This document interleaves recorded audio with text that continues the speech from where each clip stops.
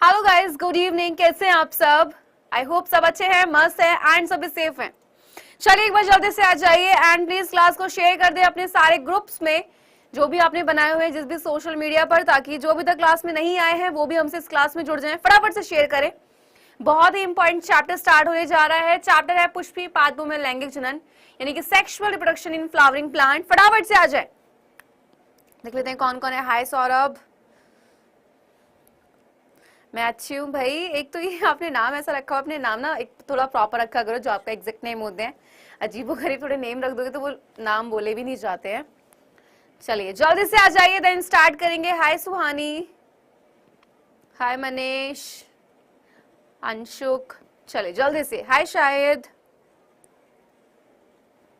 चलिए जल्दी से आ जाएं ताकि हम अपनी क्लास को स्टार्ट कर पाएं। और जैसे कि आप सबको पता है कि ये चैप्टर बहुत बड़ा है ना, तो इस चैप्टर को हम दो पार्ट्स में कवर करने वाले हैं। तो इसका आज पार्ट 1 है, वन शॉट रिवीजन, बिकॉज एक क्लास में हम इसको कवर ही नहीं कर पाएंगे, बहुत बड़ा चैप्टर है। और इसका नेक्स्ट पार्ट आपको फ्राइडे वाली क्लास में मिल जाएगा, ठीक है? क्लियर? ओके। कल कुछ रीजन की वजह से क्लास नहीं हुई थी। हाँ जी, कल क्लास नहीं हुई थी। ओके। एंड मेरी थोड़ी तबीयत ठीक नहीं है, मेरी तबीयत खराब है, हल्का सा फीवर है एंड गला पूरा दुखा हुआ है। तो मतलब मेरी तबीयत ठीक नहीं है, तो अगर लगे ना कि भाई वैसे एनर्जी की कमी नहीं आने देंगे क्लास में, एंड आपको भी फुल एनर्जी के साथ क्लास को लेना है। ओके, वेट कर रहे थे आप? ओके ओके, चलो स्टार्ट कर देते हैं। या 1 मिनट और वेट कर ले, एक बार देख लेते हैं। स्टार्ट कर, अभी 1 मिनट और वेट कर लेते हैं ताकि सब आ जाए, है ना? अभी ठीक तो नहीं हूँ अभी ठीक नहीं हूँ। चलिए मैम, आप खुले बालों में ज्यादा अच्छी लगती है। फिलहाल बालों पे ध्यान देने से बेटर है पढ़ाई पे ध्यान दें अभी। चलिए स्टार्ट करते हैं। चैप्टर बहुत ही इंपॉर्टेंट है, मैं वापस बोल रही हूँ, बहुत बहुत ज्यादा इंपॉर्टेंट। तो जिस बच्चे ने स्टार्टिंग से नहीं पढ़ा है या जिसने भी पढ़ा है, जिन्होंने थोड़ा बहुत पढ़ा भी है उनके लिए रिवीजन हो जाएगा, और जिन्होंने नहीं पढ़ा है उनको भी ये जो चैप्टर है ये बहुत अच्छे से क्लियर हो जाएगा। बिकॉज हम सिर्फ ऐसे नहीं कर रहे हैं कि एक चैप्टर को लिया और सिर्फ फटाफट से खत्म कर दे रहे हैं। हम खत्म नहीं कर रहे हैं, हम एक एक चीज को बहुत संभल के अच्छे से टॉपिक को डिटेल में पढ़ के देन हम उस चैप्टर को कंप्लीट कर रहे हैं, है ना? अभी यहाँ पर ये जो चैप्टर है इसमें आज हम जो पढ़ने वाले हैं मैं आपको बता देती हूँ। आज के पार्ट में मैं आपको पढ़ाने वाली हूँ कि पुष्प क्या होता है, पुष्प के भाग कितने होते हैं, पुंकेसर क्या है, पुमंग क्या है, उसकी पूरी संरचना क्या है, कैसे परागकण का निर्माण होता है, ये सब हम आज पढ़ने वाले हैं। तो अपने कॉपी पेन लेके बैठना है, जो भी डायग्राम्स हम बनाएंगे वो भी बनाने हैं, एंड जहाँ पे जो पॉइंट बोल रही हूँ पॉइंट है वो भी लिखना है, एंड आप क्लास में साथ साथ नोट्स भी बना सकते हैं। ओके, चलिए स्टार्ट करते हैं। सबसे पहले पुष्पी पादपों में लैंगिक जनन, यहाँ पे बोला गया है कि पुष्पी पादपों में लैंगिक जनन, ठीक? ये क्यों बोला गया है? पुष्पी पादप का मतलब क्या होता है भाई? फूल वाले पौधे, यानी कि जहां पर फूल होते हैं, ठीक? पुष्पी पादप क्या होते हैं भाई? जहां पर आपके फूल आते हैं। एंड लिखने का पूरा टाइम दूंगी गाइस, तो आप साथ साथ लिख सकते हो, है ना? पुष्पी पादप क्या है कि फूल वाले पौधे,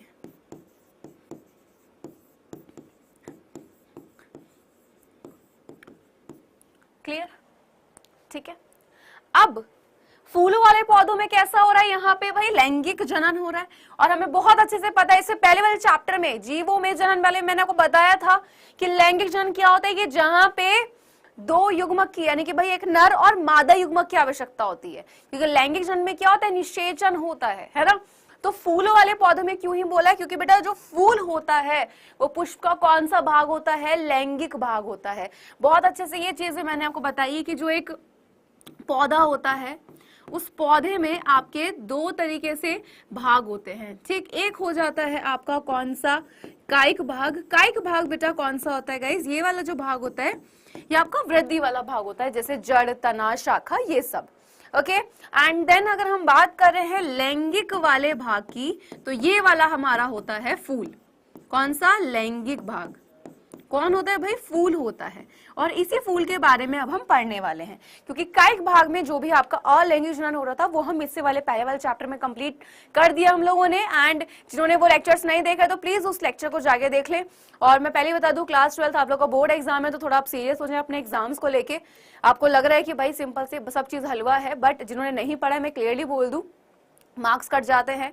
आप सोच रहे हैं कि 10th की तरह होंगे, बट 10th से बहुत लेवल हाई होता है, तो आपको उसी अकॉर्डिंग पढ़ना है एंड आंसर भी आपको उसी अकॉर्डिंग लिखकर आना है एग्जाम में, ठीक है। तो लैंगिक भाग क्या है? फूल, क्योंकि फूल में ही क्या मिल रहे हैं यहाँ पे? नर और मादा जननांग। तो आ जाते हैं फिर यहाँ पर पुष्प तथा इसके भाग, यानी कि फूल और इसके भाग। चलिए सबसे पहले यहाँ पे बात करें कि फूल क्या है। इसको डेफिनेशन अगर देना हो कि आखिर पुष्प होता क्या है, तो आप क्या बोलेंगे? क्या होता है पुष्प? आंसर दे यार प्लीज, जल्दी से, बातें नहीं करनी है। डेली क्लास लें बेटा, मैं पूरा ट्राई करूंगी डेली क्लास लें, बट अभी फिलहाल जो आपका टाइम टेबल है वही फॉलो होगा, बट अगर आगे चल के कुछ भी चेंजेस होते हैं मैं आपको बिल्कुल बता दूंगी। हाँ जी, जल्दी से देख लिया सारी वीडियो, वेरी गुड।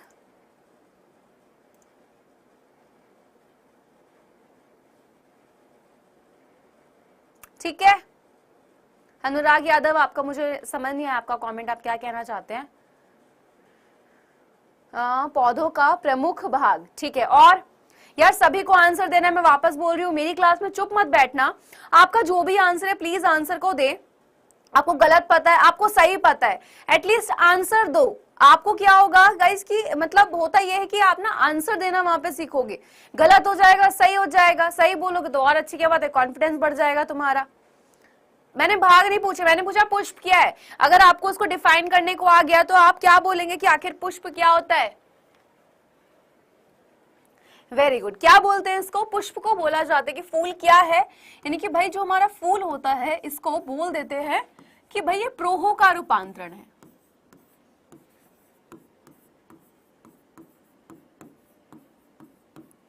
ठीक, प्रोहो का रूपांतरण। प्रोहो क्या होता है? बात यहाँ पे आई, नॉर्मली हम जानते हैं, जो नॉर्मली जानते हैं कहते हैं कि तना जो होता है वो प्रो होता है। बट अगर हम देखें कि यहाँ पर अगर ये पौधा है, ठीक, पौधे के दो भाग हम देख सकते हैं। कैसे दो भाग हम देख सकते हैं? एक हम देखते हैं कि भाई एक होता है, यानी कि पौधा कहाँ लगता है, एक पौधे को आप कहाँ लगाते हैं? जमीन में, मिट्टी में लगाते हैं या नहीं लगाते हैं? बिल्कुल, एक जमीन में लगाते हो। अब जब आप जमीन में लगाते हैं तो आप क्या देखते हैं? जो वो पौधा होता है उसके दो तरीके से भाग हम कह सकते हैं कि भाई एक तो वो है जो जमीन के ऊपर वाला भाग है, और एक वो है जो जमीन के नीचे वाला भाग है ना। यानी कि एक जमीन के ऊपर वाला हिस्सा हो जाता है, एक जमीन के नीचे वाला हिस्सा जहां पे जड़ है, और जो ऊपर वाला भाग है वहां पे तना भी है, वहां पे पत्ती भी आएगी, वहां पे फूल भी आएगा। तो प्रोहो हम नॉर्मली बोल देते हैं कि जो जमीन के ऊपर वाला भाग हो जाता है। ठीक, क्या बोला कि प्रोहो का रूपांतरण। ठीक है, अब तो डेफिनेशन अगर आती है कि फूल क्या है तो आप हमेशा बोलेंगे कि फूल जो है यानी कि पुष्प जो है ये प्रोहो का रूपांतरण होता है। अब नेक्स्ट आई, आखिर इसके भाग कौन कौन से होते हैं? जब आप एक फूल को देखते हैं तो आपको क्या कौन कौन से वहां पे भाग दिखाई देते हैं? बताइए कैसे कैसे? हमने कहा भाई एक फूल है, कौन कौन से उसके आपको भाग दिखाई देंगे? बताइए। सबसे पहले आप फूल में क्या देखते हैं? तो भाई आप देखते हैं कि भाई एक इस तरीके से डंडी होती है, उसका थोड़ा सा ऊपर वाला हिस्सा इस तरीके से फूला होता है ना। सबसे पहले यही पार्ट हम देखते हैं। क्लियर? तो आप देख रहे हो कि भाई यहाँ पर यानी कि जब आप किसी भी फूल को तोड़ते हैं, आप इस तरीके से फूल को पकड़ते हैं तो एक छोटी सी डंडी सी होती है जिसको आप पकड़ते हैं, और उसके ऊपर थोड़ा सा एक फूला हुआ भाग होता है। वो होता क्या है? जल्दी से भाई, आवाज बिल्कुल क्लियर है? आवाज में कोई दिक्कत नहीं है? ठीक है, आवाज अच्छे से आ रही है? कल क्लास नहीं हुई थी बेटा, कल क्लास नहीं हुई थी, है ना। चलिए, अच्छा, पुष्प के इस वाले भाग को क्या कहते हैं? किसी को पता है? पता है? देखो, जिस यहाँ पे ये जो छोटी सी, ये अगर हम बात करें बिल्कुल आम भाषा में बोले, जहां से हम क्या कर रहे हैं भाई, जहां से हम उस पुष्प को इस तरीके से पकड़ रहे हैं। हमने बोला एक छोटी सी पुष्पवृंज, आप सभी ने देखी होगी, क्या होती है? इस तरीके से एक डंडी सी होती है जिसको हम बोलते हैं पुष्पवृंज, जिसके ऊपर पुष्पासन और फिर पुष्प के सारे भाग। ये जो आप बेटा यहाँ पे ये जो फूला हुआ भाग आप देख रहे हो, है ना, ये जो फूला हुआ भाग देख रहे हैं, आपने हर फूल में इस तरीके से एक ना एक भाग देखा होगा। ठीक, अब बात यहाँ पर यह आ जाती है कि इसको क्या बोलते हैं। नॉर्मल अगर मैं आपसे बात करूं, जैसे पुराने जमाने में ज्यादातर ये वर्ड्स यूज होते थे। आसन किस किसने सुना हुआ है? आसन वर्ड किस किसने सुना हुआ है? जल्दी से। एंड प्लीज क्लास को शेयर कर दे, जितने बच्चे क्लास में होते हैं उतने बच्चे नहीं है, और लाइक भी करना है क्लास को, ठीक है, फटाफट से शेयर कर दें। बहुत सारे बच्चे जो क्लास में होते हैं वो नहीं है। हाँ जी, क्या है ये, क्या है आसन का मतलब क्या होता है? नॉर्मल पूछ रही हूं, ये नहीं बोलना है मैम है, आंसर दो। आसन क्या होता है? सिंपल सा पूछा है एक वर्ड, आसन का मीनिंग क्या है? अंडाशय नहीं पूछ रही हूं। देखो आसन होता है, हम पुराने जमाने में जैसे बोलते थे ना कि आसन ग्रहण कीजिए, यानी कि बैठिए, ये वर्ड था। तो ये वाला जो भाग होता है पुष्प का, इसको हम बोलते हैं पुष्पासन, ठीक। यानी कि अगर आप देखेंगे तो पुष्प के जितने भी भाग होते हैं, चाहे उसकी पंखुड़ी हो या उसके और भी कोई भाग हो, इसी के ऊपर होते हैं। यानी कि पुष्प के नीचे वाला जो संरचना होती है, जो कि एक फूली हुई संरचना है, ये हमारा पुष्पासन है। वहीं से ये वर्ड निकला है पुष्पासन। इसका मतलब है कि पुष्प के जितने भी भाग हैं वो कहां पर हैं? इस पुष्पासन के ऊपर हैं। क्लियर? आगे आ जाइए फटाफट से। अब आते हैं इसके मेन भाग, ठीक। तो पुष्प के जो मुख्य होते हैं वो मुख्य 4 भाग होते हैं, याद रखिएगा। क्लियर? कितने भाग होते हैं? 4 भाग होते हैं। कौन कौन से? नंबर 1 की बात करते हैं। नंबर 1 जो आता है यहां पर, वो आ जाता है आपका बाह्य दल, ठीक। सेकंड नंबर आपका आ जाता है दलपुंज, इसको नॉर्मली हम पंखुड़ी भी कह देते हैं। क्लियर? नंबर 3 पर आपका आ जाता है पुमंग, एंड नंबर 4 पर आपका आ जाता है बेटा यहाँ पे जायांग। अगर आपको याद हो, जब 11th क्लास में आप होंगे तो भाई 11th क्लास में एक चैप्टर आता है, एंड वो चैप्टर है आपका कौन सा वाला? वनस्पति जगत का। जहां पे आप क्या देखते हैं उस वनस्पति जगत में कि भाई प्लांट्स को भी अलग अलग तरीके से बांटा गया है। पहले क्रिप्टोगैम एंड फेनरोगैम। क्रिप्टोगैम में आपका कौन कौन से आ जाते हैं? Thallophyta, bryophyta and टाइडोफाइटा।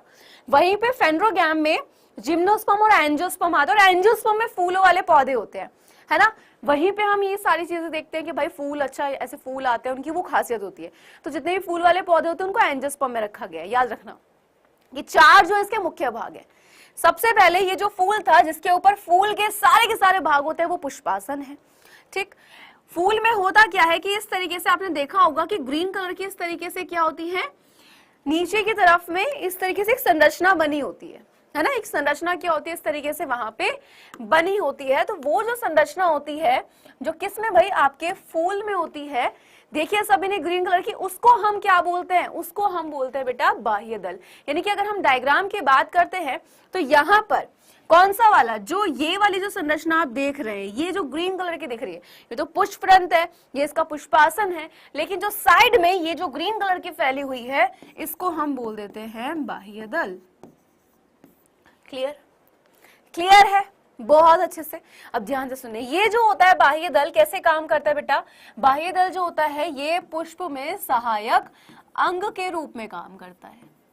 क्लियर? किसके रूप में? सहायक अंग के रूप में। और आपने देखा जब एक कली होती है, जब पूरा फूल बना नहीं होता है, जिस टाइम वो सिर्फ कली होती है, उस टाइम उसको कली को चारों तरफ से ग्रीन कलर का एक भाग घेर के रखता है। देखा है बेटा ये चीज? गाइस ये वाली जो क्लास है बेटा फिलहाल हिंदी मीडियम के बच्चों के लिए है, इंग्लिश मीडियम के स्टूडेंट्स के लिए क्लास नहीं है। तो इसलिए ये वाली जो क्लास है ये प्रॉपर हिंदी में चलेगी, बट कुछ टर्म्स में इंग्लिश के यूज कर दूंगी यहाँ पे, बट प्रॉपर इंग्लिश में नहीं चलेगी, ठीक है। सभी ने देखा है कि जब एक कली बनती है, बहुत ध्यान से सुनेंगे तो बहुत आसानी से चीजें क्लियर हो जाएंगी, एंड आपको टेंशन की नीड ही नहीं है। मैं वापस बोल रही हूँ, ध्यान से सुनोगे तो पहली बारी में चीजें क्लियर हो जाएंगी, और नोट्स आपके साथ साथ बन जाएंगे क्लास में। तो ध्यान से पढ़ो, है ना। बातें करने से कोई टेंशन नहीं दिखती है। जिस टाइम टॉप करके निकलोगे फिर लगेगा कि हाँ भाई बच्चे ने टॉप किया अच्छे से। Okay, clear? तो एक जो कली है, आपने देखा कि भाई नीचे की तरफ फूल में मैंने बोला इस तरीके से ग्रीन कलर की संरचना होती है, ये हमारा बाह्य दल होता है। और जब कली, फूल बना नहीं होता, जब कली होती है तो कली जो होती है पूरे हरे रंग की संरचना ढकी होती है, वो बाह्य दल ही तो है। जब फूल खिल जाते हैं वो नीचे की तरफ हो जाती है, किसमें? पुष्प में, इस तरीके से। तो कली जब बनी होती है तब क्या करते हैं? यही बाह्य दल उसकी रक्षा करते हैं। बात आई किसकी? दलपुंज की। तो दलपुंज को हम लोग क्या बोलते हैं? नॉर्मली सामान्यतः पंखुड़ी बोलते हैं। क्लियर? और जो आप इस डायग्राम में देख रहे हैं, ये जो येलो कलर का सा, हल्का सा ब्राउन कलर का सा जो आपको दिख रहा है, ये क्या है? ये है आपकी पंखुड़ी, या इन्हीं को हम क्या बोल देते हैं, दलपुंज कह देते हैं। क्लियर है? क्लियर है? नहीं, ये वाली क्लासेस बिल्कुल फ्री हैं, तो प्लीज अच्छे से पढ़िए। ओके, चलिए आपकी क्लासेस बेटा, सारी क्लासेस आपको ऐप पे मिल जाएंगी, यूट्यूब पर भी मिल जाएंगी, है ना। अभी ध्यान से, यहां तक चीजें क्लियर, तो फटाफट से बोलेंगे यस मैम, यहां तक चीज क्लियर है। और याद रखना कि दलपुंज और आपका बाह्य दल, ये दोनों ही पुष्प में काम करते हैं सहायक अंग के रूप में। क्लियर यहां तक ये चीज? फटाफट से बोलेंगे यार, जल्दी से।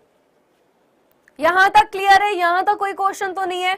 साथ साथ क्लियर करते हुए हम लोग को चल रहा है। बिल्कुल क्लियर है, बहुत सही। अब जो आते हैं हमारे मेन भाग, वो आ जाता है पुमंग और जयांग की, जिसके ऊपर पूरा चैप्टर है। पूरा चैप्टर यहीं पर है। तो यहां पे अगर मैं आपसे पुमंग की बात कर रही हूं, पुमंग क्या होता है? कौन बताएगा पुमंग क्या होता है यार? हाँ जी, क्या है पुमंग? मैं वापस बोल रही हूं, आंसर देना सीखना है। क्या है पुमंग? क्या है? पुष्प का कौन सा भाग है? नर है या फिर मादा है? आंसर दीजिए कि पुष्प का। वेरी गुड, कौन सा है? पुष्प का नर भाग होता है पुमंग। पुमंग मिलकर किससे बना होता है? बताओ, पुमंग किससे मिलकर बना होता है? अच्छा, एक दोस्त, एक लड़का खड़ा है या फिर कोई एक लड़की खड़ी है, अभी वो अकेले खड़े हैं, तो हम क्या बोलते हैं कि भाई देखियो अकेला खड़ा है। वहीं पे उसके बहुत सारे फ्रेंड्स और भी आ जाएं, अब क्या वो अकेला कहलाया जाएगा इंसान? नहीं, हम बोलेंगे भाई उनका फ्रेंड्स का ग्रुप है, हम बोलेंगे समूह है। अब है ना, अब हमने ये नहीं बोला कि अकेला है, हमने क्या बोला? समूह है। वापस बोलूं, ध्यान से सुनो। हमने बोला कि भाई एक इंसान अकेला खड़ा हुआ है, हमने क्या बोला? कि अकेला है ना। अब हमने बोला भी उसके बहुत सारे फ्रेंड्स आ चुके हैं, यानी कि भाई उनका ग्रुप है फ्रेंड्स का, तो हमने नाम ही बदल दिया। क्या बदल दिया नाम? हमने उनका नाम रख दिया कि भाई समूह है। ठीक, अकेले से क्या वर्ड यूज पे आ गया? हम समूह पे आ गए। तो वैसे ही याद रखिएगा, पुमंग जो होता है ये बना होता है किससे? आपके पुंकेसर से। यानी कि बहुत सारे पुंकेसर आपस में मिलते हैं और किसको? इस पुमंग को बनाते हैं। लेकिन पुंकेसर जो होता है ये खुद दो संरचनाओं से मिलकर बना होता है। ये मिलकर बना होता है किस किस से? परागकोश से, क्लियर, और पुतंतु से। इसको तंतु भी क्या देते हैं इंग्लिश में? इसको फिलामेंट हम लोग कहते हैं। क्लियर? तो ये जो संरचना होती है, यानी कि अगर मैं बात करूं, पुष्प में कुछ इस तरीके से एक संरचना पाई जाती है। ये जो लंबा वाला, यानी कि ये जो आप देख रहे हैं, ये वाला जो पार्ट है, ये वाला होता है पुतंतु, और ये ऊपर वाला होता है परागकोश, यानी कि एंथर। ठीक है, क्लियर है? तो ध्यान सुने, परागकोश और पुतंतु, अब इसको डिटेल में हम पढ़ने वाले हैं। इन दोनों से मिलकर कौन बनता है? पुंकेसर। और ऐसे बहुत सारे पुंकेसर मिलेंगे और किसको बना देंगे? इस पुमंग को बना देते हैं। ठीक, क्लियर? यहाँ पे इसको डिटेल में पढ़ना है अभी हमें, और जयांग को भी हम डिटेल में पढ़ेंगे आगे। तो फूल में जो आप ये वाला भाग देख रहे हैं बच्चा, ये वाला जो पार्ट आप देख रहे हो, ये क्या है? ये है आपका पुंकेसर। और बहुत सारे पुंकेसर आपस में मिले, क्या बना दिया? किसको? पुमंग को बना दिया। ठीक, नेक्स्ट अगर मैं आपसे बात कर रही हूं, नेक्स्ट आता है आपका जयांग। क्लियर? क्या आता है? जयांग। जयांग जो है ये कौन सा भाग होता है? मादा भाग होता है, याद रखना। जयांग जो है वो मादा भाग है, और जिस तरीके से पुमंग पुंकेसर से मिलकर बना हुआ था, वैसे ही जयांग जो होता है ये स्त्री केसर से मिलकर बना होता है। ठीक, क्या होता है? जो जयांग होता है वो स्त्री केसर से मिलकर बना होता है, और स्त्री केसर के तो खुद के भाग होते हैं। कौन कौन से भाग होते हैं? यहां पर ध्यान से देखना। नंबर 1 होता है आपका वर्तिकाग्र, ठीक, वर्तिका, एंड आपका अंडाशय। क्लियर है? ये क्या होते हैं भाई? ये जो होते हैं ये आपके भाग होते हैं 3 किसके? स्त्री केसर के। यहां तक चीज क्लियर है? वापस बोले, एक बार वापस रिपीट करेंगे। जयांग मादा भाग है, यानी कि क्या है भाई? ये मादा जननांग है। जैसे पुमंग पुंकेसर से मिलकर बना था, वैसे ही जयांग स्त्री केसर से मिलकर बना होता है। और जो स्त्री केसर, इसके खुद के 3 भाग होते हैं, वर्तिकाग्र, वर्तिका और अंडाशय।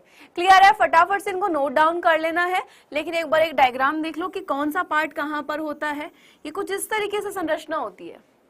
ठीक, ये सबसे ऊपर वाला पार्ट होता है आपका वर्तिकाग्र वाला। ये वाला जो पार्ट होता है मध्य भाग, ये वर्तिका होता है। ये वाला जो पार्ट होता है ये होता है आपका अंडाशय, और इसी अंडाशय के अंदर क्या होता है भाई, इसी अंडाशय के अंदर आपका यहाँ पर आ जाता है बीजांड, और इसके अंदर होता है यहाँ पे मादा युग्मक। ये कुछ इस तरीके से है। डायग्राम की अगर मैं आपसे बात करूं तो आप क्लियरली देख सकते हैं ये वाली जो संरचना यहाँ पर जा रही है, ये वाली, ठीक है, ये रहा वर्तिकाग्र, ये रहा वर्तिका, और ये अंडाशय, अंदर है बीजांड। क्लियर? फटाफट से एक बार जितना स्टार्टिंग देखा एक बार सारी स्लाइड्स को ध्यान से देख लें, एंड एटलीस्ट इनकी हेडिंग को फटाफट से आप अपनी कॉपी पे इनको नोट डाउन कर लें। सबसे पहले आप लिखेंगे पुष्प क्या है, ठीक है, देन इसके भाव को लिखेंगे, एक चारों भाव को लिखना है। ये चार्ट जरूर बना लीजिएगा, बिकॉज आपको जिन्होंने बेसिक से नहीं पढ़ा उनके लिए बहुत ईजी हो जाएगा, ठीक है। आपके एग्जाम से पहले सारा कंप्लीट हो जाएगा, एंड जिसको लेबलिंग के साथ करना है तो ये डायग्राम है जहां पे आपका एक एक नाम लिखा हुआ है, आराम से आप देख सकते हो, ठीक। हिंदी में भी लिखे हुए हैं नेम, इंग्लिश में भी लिखे हुए हैं, तो आपको जिस लैंग्वेज में लिखना है आप लिख सकते हैं, बिकॉज 12th में कोई कंपलसरी नहीं होता है कि एक बोर्ड एग्जाम में आपको हिंदी में ही लिखकर आना है, कोई कंपलसरी नहीं होता कि भाई अगर आप बोर्ड एग्जाम है तो आप लेबलिंग जो है वो इंग्लिश में भी कर सकते हैं, भले ही आप हिंदी मीडियम बोर्ड से हैं, ठीक है। चलो, अब ये तो हो गया। मैंने क्या बोला कि भाई क्या है चैप्टर का नेम, पुष्पीय पादपों में लैंगिक जनन। पुष्प को तो जान लिया गया है, उसके सारे भागों को जान लिया। अब वहां पे जो बारी आई है वो क्या है, लैंगिक जनन। लैंगिक जनन के लिए क्या जरूरी है, नर और मादा युग्मक का होना। तो यहाँ पे मैंने क्या बोला था अभी कि पूरा चैप्टर पुमंग और जयांग पर आपका ही है, ये समझ आ जाएंगे, चैप्टर यूं समझ आ जाएगा। तो हम स्टार्ट कर रहे हैं किसको पढ़ना, अब हम स्टार्ट करेंगे बेटा पुंकेसर को पढ़ना, ठीक है, क्लियर। लेकिन उससे पहले दो क्वेश्चन पूछ लूं। चलिए एक बार अभी जो पढ़ाया है उससे रिलेटेड दो क्वेश्चन पूछने वाली हूं, फटाफट से आंसर देने हैं। फर्स्ट क्वेश्चन, आवर्त बीजीय पौधों में पुंकेसर है क्या। टाइमर चल रहा है, टाइम आपके सामने चल रहा है, जल्दी से आंसर। आवर्त बीजीय पौधों में पुंकेसर है क्या, क्या वो मादा जननांग है, क्या वो नर जननांग है, ए और बी दोनों, या फिर इनमें से कोई नहीं। जल्दी से आंसर देंगे फटाफट से, अभी पढ़ाया जस्ट, टाइम खत्म हो रहा है गाइस, जल्दी से। सत्येंद्र अभी भी आप बोल रहे हैं कि ए, अभी तो पढ़ाया है, और जो ये बोल रहा है दिनेश एंड एक बच्चा और है, सी ऑप्शन, ए और बी दोनों। क्या मैंने अभी ये पढ़ाया है वहां पे, हाँ क्या बोल रहे हैं, आवर्त बीजीय पौधों में जो आपका पुंकेसर होता है, आवर्त बीजीय कौन से होते हैं, जो एंजियोस्पर्म है उन्हीं में तो फूल आते हैं, और पुंकेसर क्या है अभी तो बताया, नर जननांग होता है, मादा थोड़ी हो जाएगा नलायको, कौन सा है, मादा जयांग होता है। तो आंसर क्या हो गया आपका, आंसर हो गया भाई option number B, simple. Next question का आंसर देना बहुत ध्यान से। पुष्प रूपांतरण है किसका, प्रोहो का, मूल का, ए और बी दोनों, या फिर इनमें से कोई नहीं। ध्यान से देख के आंसर देना है, पुष्प रूपांतरण है किसका, जस्ट अभी पढ़ा है थोड़ी देर पहले, फटाफट से आंसर। पुष्प किसका रूपांतरण है, वेरी गुड, बहुत सही। चलिए टाइम खत्म। स्टार्टिंग में पढ़ाया था कि पुष्प किसका रूपांतरण होता है बेटा, पुष्प जो होता है ये आपके प्रोहो का रूपांतरण होता है, यानी कि आंसर ऑप्शन नंबर ए। सबसे पहले आज की क्लास में यही चीज मैंने तुम्हें बताई थी, ठीक है। अब बढ़ते हैं आगे और आ जाते हैं किस पे, पुंकेसर पर। हमने अभी एक चीज देखी कि पुंकेसर किसको बना रहा है, पुमंग को, है ना, और पुंकेसर जो है ये खुद दो चीजों से मिलकर बना हुआ है, ठीक। कौन कौन सी संरचनाएं थी, फटाफट से नाम बताओ यार, नाम बताइए। मैं इससे ज्यादा तेज नहीं चिल्ला पाऊंगी बेटा, मेरी तबीयत ठीक नहीं है। नाम बताइए। देखिए पुंकेसर बेटा बना था ना दो चीजों से, आपका परागकोश था, क्लियर, एंड आपका पुतंतु। पुतंतु का काम तो ज्यादा नहीं है, इसका काम ज्यादा नहीं है, वो आपको एक ही बारे में क्लियर हो जाएगा। जैसे ये रही थी संरचना इस तरीके से, और ये कुछ इस तरीके से था। मैंने बोला ये वाली संरचना होती है पुतंतु, ठीक है। और इस पुतंतु को अगर मैं देखूं, फूल के पास अगर हम जाएं तो ध्यान से देखो, जो ये फूल है ये कहां से, इस पुष्पासन से इस तरीके से निकली हुई है ये। तो क्या कर रहा है एक तरीके से अगर हम देखें, ये पुतंतु तो जो वो फूल है हमारा उसको जोड़ कर रखा हुआ है, ठीक है। तो यहां से ये पुतंतु निकला, कहां से, पुष्पासन से, क्लियर है, ओके है, क्लियर। तो ये इसका काम सिर्फ इतना ही है। अब बात आती है आगे किसकी, परागकोश की। तो यहाँ पे आप ये देख सकते हो डायग्राम कि भाई ये बोल रहा है पुंकेसर कि ग्रीन वाला भाग पुतंतु, ऊपर परागकोश, ठीक। पुंकेसर को अगर हम यहाँ पे एक पॉइंट और लिख लो, ठीक, इसको जानते क्या, क्योंकि परागकोश को बहुत डिटेल में पढ़ने वाले हैं। पर पुंकेसर क्या होता है, याद रखना, पुंकेसर जो होता है इसको लघु बीजाणु हम पर्ण भी बोल देते हैं। क्या बोल देते हैं? लघु बीजाणु पर्ण भी कह देते हैं। ठीक, क्लियर है? कह देते हैं या फिर बोलते हैं। क्लियर? इसको साथ साथ बनाते चलो स्ट्रक्चर को अपनी कॉपी में। ओके, चलिए अब यहां पर डायग्राम ये वाला बनाना है बेटा, डायग्राम ये वाला बनेगा आपकी कॉपी पे। क्लियर? सारे डायग्राम्स आप बिल्कुल लेबलिंग प्रॉपर करनी है, क्योंकि 12th क्लास में अगर आप लेबलिंग अच्छे से नहीं करते हो आपके बोर्ड एग्जाम में नंबर कट जाने हैं। एंड यहाँ पर जितने भी क्वेश्चन है साथ साथ लिखते चल लेना, इनको हेल्प करेंगे आपके लिए, है ना। पुंकेसर क्लियर हो गया। अब इसे संरचना को भी देख लिया। मैंने क्या बोला, इसको लघु बीजाणु पर्ण भी कहते हैं। और ये कैसी संरचना है, अगर हम इसकी संरचना को देखें, आप ये नहीं देख रहे कि मैं बार बार सिर्फ ये दो ही संरचना बना रही हूँ। कैसे? थोड़ा सा अगर इसको बड़ा करके देखें कुछ इस तरीके से, कभी मैं इसको बार बार इसी तरीके से बना रही हूँ ना, मैं यहाँ पे 3 इस तरीके से संरचना, सिर्फ 2 ही ले रही हूँ बार बार। ऐसा क्यों है? किसी को पता है? किसी को पता है 2 ही क्यों बोल रही हूँ? बताइए। ध्यान से समझोगे, पहली बारी में तुम्हारा क्लियर हो जाएगा। जो तुम बोलते ना बहुत डिफिकल्ट टॉपिक लगता है, ये बिल्कुल इजी लगने लगेगा। क्यों? जल्दी से। परागकोश तो बेटा ये पूरा ही है ना। आपको देखो ये क्या है, मैं कह रही हूँ तो परागकोश है, मैं कह रही हूँ ये 2 संरचनाएं हैं, मैं 2 ही क्यों बना रही हूँ? क्योंकि याद रखिएगा परागकोश जो होता है ये एक द्विपालित क्या होती है, आपकी संरचना होती है। कौन सी भाई? परागकोश जो है कैसे संरचना है? एक द्विपालित संरचना है। क्लियर? द्विपालित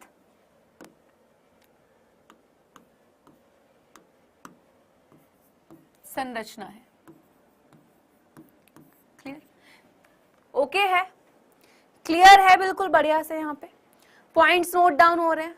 चलिए अब यहाँ पे जो आपने देखा, मैंने बोला भाई ये जो संरचना है यहाँ पे ये कुछ इस तरीके से है कि भाई ये रही एक और एक इस तरफ। मैंने द्विपालित बोला, यानी कि हम कह सकते हैं कि भाई एक को, कि भाई ये एक पाली है, एक पाली ये हो गई, एक पाली ये हो गई, यानी कि कैसी संरचना हो गई? द्विपालित, क्योंकि नीचे तो पुतंतु है, पुतंतु का काम हम लोग देख चुके हैं। क्लियर? अब ये जो संरचना है, अब आप सोचो कि अगर मैं इसको क्या कर रही हूं, अगर मैं इस संरचना को यहां से इसको अगर हम काट देते हैं, ठीक है, अगर हम इसको क्या कर रहे हैं भाई, अगर हम इसको काट रहे हैं, क्या संरचना? एक द्विपालित संरचना है। अब इमेजिन करना है, थोड़ा अपनी इमेजिनेशन पावर को बढ़ाओ। ओके, ठीक, सुन लो ध्यान से, एक एक पॉइंट पे आएंगे, एकदम से इतना आगे गाड़ी भगाने की जरूरत नहीं है, आगे आएंगे अभी हम एक एक पॉइंट देखेंगे, जयांग पर भी आएंगे। पहले एक पार्ट को तो समझ लो अच्छे से, ठीक। तो जब हमने इसको काटा, यहां से सोचो कि अगर हम इसको काट रहे हैं तो कैसी संरचना हो जाएगी भाई? यहाँ पे अगर हम देखें तो भाई ये कुछ इस तरीके से, यहां से, ठीक। इसको समझने के लिए अभी हम सिंपल इतना बना रहे हैं। क्लियर है? जब हमने इसको काटा अभी अलग हो गई है, यानी कि अगर हम देखें भाई यहाँ पर, तो ये जो संरचना है आपकी क्या हो जाती है भाई? कुछ अलग तरीके से, यानी कि इस तरीके से दिखाई देती है। अब हम यहाँ पे ये देख सकते हैं कि भाई हमारे पास क्या है, 1 2, इधर ये 3 हो गया और ये 4, ठीक है। ये 4 इस तरीके से यहाँ पे संरचना बन चुकी है। और ये क्या होते हैं भाई? यहाँ पर आपकी 4 लघु बीजाणु धानी, यानी कि इसमें क्या होती है आपकी 4 लघु बीजाणु धानी। तो क्लियर हुआ बीजाणु धानी क्या है और कितनी होती है। तो हमारा जो परागकोश है वो तो कैसी संरचना है? एक द्विपालित संरचना है, ठीक, जिसके अंदर क्या होती है? 4 लघु बीजाणु धानी होती है। 4 भी कैसे बेटा? 11th की क्लास ऐप पर चल रही है, तो 3 बजे आप ऐप पर उसकी क्लास देख सकते हो, ठीक। और यूट्यूब पर चलेंगे तो आपको बिल्कुल पता लग जाएगा। तो यहाँ पर जब हमने इस संरचना को इस तरीके से काटा, साथ साथ नोट डाउन करते हुए चलना, क्लियर। इस तरीके से जब इसको काटा तो यहाँ पर हमने देखा कि भाई क्या है, जब ये संरचना कुछ इस तरीके से दिखाई दी, आपकी बुक में डायग्राम दे रखा होगा, ठीक है, ध्यान से देखो, यहाँ पे ये वाली संरचना होगी जो इस तरीके से कुछ दिखती है, और यहाँ पर क्या दिखाई दी आपको, संरचना। यानी कि आपका क्या होता है, आपका जो पराकोश है वो है तो एक द्विपाली संरचना जिसके अंदर 4 लघु बीजाणु धानी होती हैं। फटाफट से इस पॉइंट को नोट डाउन करो, इस वाले स्ट्रक्चर को बनाओ जल्दी, ये वाली, बिल्कुल टाइम वेस्ट नहीं करना है, ठीक है। चलो अब आगे की बात है। हमने देखा कि जो दोनों पालियां हैं, यहाँ पे डायग्राम पे ध्यान से देखेंगे तो आपका जो दोनों पाली होते हैं ये कुछ इस तरीके से हैं, और दोनों पालियों के बीच में इस जगह, कहां पर भाई, दोनों पालियों के बीच में यहाँ पर क्या होते हैं भाई, यानी कि एक चीज होती है, एक संरचना यहाँ पे पाई जाती है। तो यहाँ पर एक संरचना पाई जाती है, क्लियर। एक ये पाली है, एक ये पाली है। बेटा एग्जाम से पहले आपका पूरे तरीके से अच्छे से रिवीजन हो जाएगा, तो उसकी टेंशन लेने की नीड नहीं है, क्लियर। गाइज आप लोग ऐसे बच्चों को जो क्लास में बातें कर रहे हैं, मैं भी इग्नोर करती हूँ, बात करने वाले बच्चों को आप भी इग्नोर करो, क्योंकि इनका कुछ नहीं हो सकता है, सिर्फ माँ बाप का पैसा वेस्ट कर रहे हैं और कुछ नहीं कर रहे हैं। आप ध्यान से पढ़ो, कोई दिक्कत वाली बात नहीं है, ठीक है। ऐसे बच्चों को इग्नोर करना ही बेटर रहता है, क्योंकि जिनको अपने माँ बाप की कदर नहीं है वो किसी तीसरे इंसान की कदर तो कर ही नहीं सकता, ठीक है। चलो, तो ये 2 पालियां आपके पास है ना, 2 पाली थी, एक ये रही, एक ये रही। अब इन दोनों पालियों के बीच की हम बात करें कि भाई इन दोनों पालियों के बीच में क्या है, एक संरचना होती है। क्या होती है, दोनों पाली के बीच में, क्लियर, पाली के बीच में क्या होती है, एक संरचना। अब इस संरचना का कुछ तो नाम होगा, है ना। तो क्या है उस संरचना का नाम, वो जो संरचना है उसको हम बोल देते हैं योजी। किसी किसी बुक्स में अगर हम बात करें ये योजी लिखा हुआ है, कहीं पे संयोजी लिखा हुआ है, जिसका मतलब होता है कनेक्टिव यानी कि जुड़ना, ठीक है। जैसे हम किसी को कॉल करते हैं, तो जब हम किसी को कॉल लगाते हैं क्या लिखा आता है, कनेक्ट लिखा आता है, यानी कि जुड़ गए, हम उससे कॉल पर जुड़ चुके हैं अब। तो वैसे ही यहाँ पर होता है, ये जो योजी है, याद रखना, वापस बोल रही हूँ, जितने भी ऐसे बिहार बोर्ड की जो बुक है उसमें ये योजी लिखा हुआ मिलेगा, ठीक है। एंड कुछ अदर्स बुक्स में संयोजी लिखा हुआ मिलेगा, तो दोनों अलग वर्ड नहीं है। क्या नाम, इसका मतलब क्या है, कनेक्टिव यानी कि जुड़ना। क्यों, क्योंकि इसने दोनों पालियों को क्या करा हुआ है, जोड़ रखा है भाई। एक पाली ये थी, एक पाली के दोनों पालियों को क्या कर रखा है, बीच से जोड़ा हुआ है ना, ये चीज क्लियर। अब ये बनी किसकी होती है, अच्छा प्लांट टिश्यू पढ़ा हुआ है, प्लांट टिश्यू 9th में ही आता है, 11th में ही पढ़ा होगा, पढ़ा हुआ है, हाँ जी पढ़ा हुआ है बेटा, लिख लीजिए, इस पे संयोजी भी लिख लो, कभी कंफ्यूज हो जाओ कुछ बच्चे कि मैम हमारी बुक में तो ये वर्ड लिखा हुआ है। प्लांट टिश्यू पढ़े हैं, बिल्कुल पढ़ा है, चलो बच्चे ने बोला यस मैम, ठीक है। अच्छा पैरेन्काइमा किस किसने सुना है कि पैरेन्काइमा मृदुतक, किस किसने सुना है, सुना है। तो याद रखना कि ये जो संरचना होती है ये किसकी बनी होती है, मृदुतक की बनी होती है, किसकी बनी होती है, मृदुतक की। फटाफट से पॉइंट नोट डाउन करो, क्योंकि हम आगे बढ़ने वाले हैं, जल्दी से इसमें जल्दी से नोट डाउन करने हैं गाइज। जितने पॉइंट्स यहाँ पे लिखे गए हैं, डायग्राम को एज इट इज बनाना है, सारे पॉइंट ऐसे नोट डाउन करने हैं, क्योंकि जब आप इन पॉइंट्स को लास्ट में देखोगे एक एक सीरीज के बाद, तुम्हें यूं क्लियर हो जाएगा, तुम्हारा फ्लो चार्ट भी रेडी हो जाएगा, डिटेल में तुम्हारा क्वेश्चन मिल जाएगा। लॉन्ग में आएगा तो तुम इजिली कर पाओगे, शॉर्ट में आएगा तो तुम्हारे चार्ट तुम्हारे दिमाग में होगा, तुम इजिली कर पाओगे। फटाफट से नोट डाउन हो गया, यहां तक क्लियर है चीज बेटा, यहां तक क्लियर है ना, याद रखना है आपको बहुत अच्छे से, यहां तक क्लियर है, चलिए बहुत सही।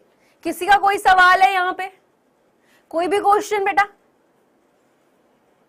कोई डाउट नहीं है, रिपीट कर दूं, एक बार सुन लो ध्यान से। एंड साक्षी प्लीज ट्राई करो कि एक बार में समझने की कोशिश करो, बिकॉज इतना डिफिकल्ट हम लोग लेके नहीं चल रहे हैं, है ना। हमने क्या बात करी कि पराकोश जो है आपका एक द्विपाली संरचना है, जिसके अंदर क्या मिलती है, आपकी 4 लघु बीजाणु धानी होती हैं, और दोनों पाली के बीच में एक संरचना पाई जा रही है जो इन दोनों को जोड़ने का काम कर रही है, जिसको हम योजी या संयोजी कहते हैं, और ये किसकी बनी होती है, मृदुतक की बनी होती है। अब बात करते हैं आगे की। यहाँ पर ये जो संरचना, अब पूरा खेल जो चलने वाला है वो इस संरचना पर चलने वाला है, ठीक है। मैंने पहले ही बोला कॉपी पेन लेकर बैठने हैं, बहुत ध्यान से सुनना, क्लियर। मैंने पहले ही बोला क्लास में 2 तरीके से बच्चे, एक जो प्रॉपर तरीके से पढ़ने आए हैं, एक है जो बकवास करने आए हैं। जितने ही बकवास करने आए हो बोलते रहो क्लास में, ठीक है।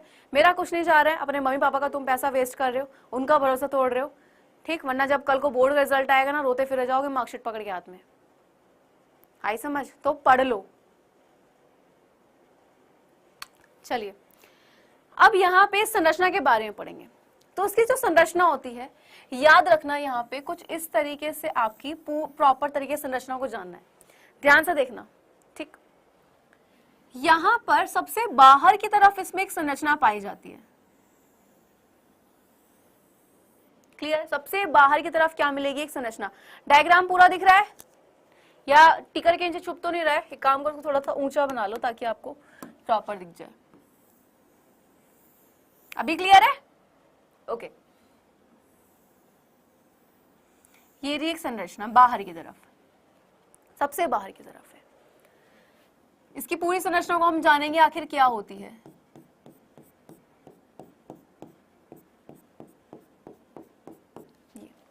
तो सबसे बाहर की जो संरचना होती है इसको हम क्या बोलते हैं? इसको बोला जाता है बाह्य त्वचा, यानी कि एपिडर्मिस। बहुत ध्यान से समझना, ये समझ आ जाएगा तुम्हें, इस तरीके से वाला पार्ट बहुत इजीली समझ आ जाएगा। ओके, क्लियर है? और हमने देखा कि भाई एक ही हमने लाइन बनाई है सिर्फ, क्या मैंने यहाँ पे 3-4 लाइन खींची कि भाई अलग अलग इस तरीके से कि ये और मैंने तब बोला कि भाई ये आपकी होती है बाह्य त्वचा? नहीं, मैंने क्या किया, मैंने सिंपल आपकी एक लाइन ड्रॉ करी इस तरीके से, एक ही पट्टी बनाई और मैंने क्या बोला, ये आपकी बाह्य त्वचा है, यानी कि सबसे बाहर वाली। इंग्लिश में इसको बोल देते हैं एपिडर्मिस। क्लियर? ठीक है, आगे की बात करते हैं। ये कैसा हो गया जब मैंने यहाँ पे ये लाइन क्यों बोली कि एक ही संरचना है, 2-3 लाइन की नहीं, क्योंकि ये एक स्तरीय हो गया। ओके, आगे की अगर हम बात करते हैं, यहां पर एक संरचना आपकी, ध्यान से देखना,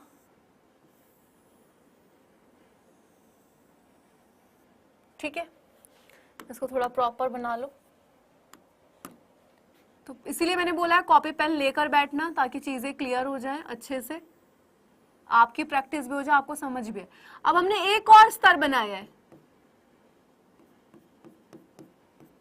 ठीक, एक और स्तर बना दिया। अब ये वाला जो स्तर यहां पर बनाया है, ये क्या है? ये होती है आपका अंतस्थीसियम। कौन सी होती है भाई? हाँ जी, पुंकेसर चल रहा है। चलिए, ये वाली जो संरचना होती है कौन सी होती है?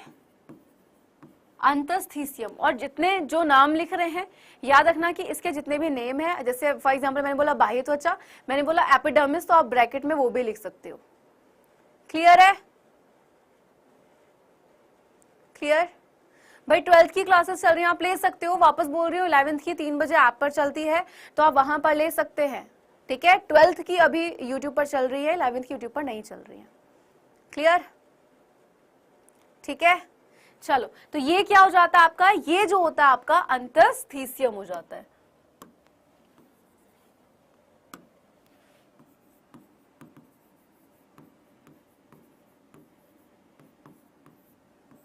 फटाफट से नोट डाउन, दोनों, और दोनों ही कैसी हैं? एक स्तरीय हो जाती हैं, याद रखना, दोनों ही एक स्तरीय हैं।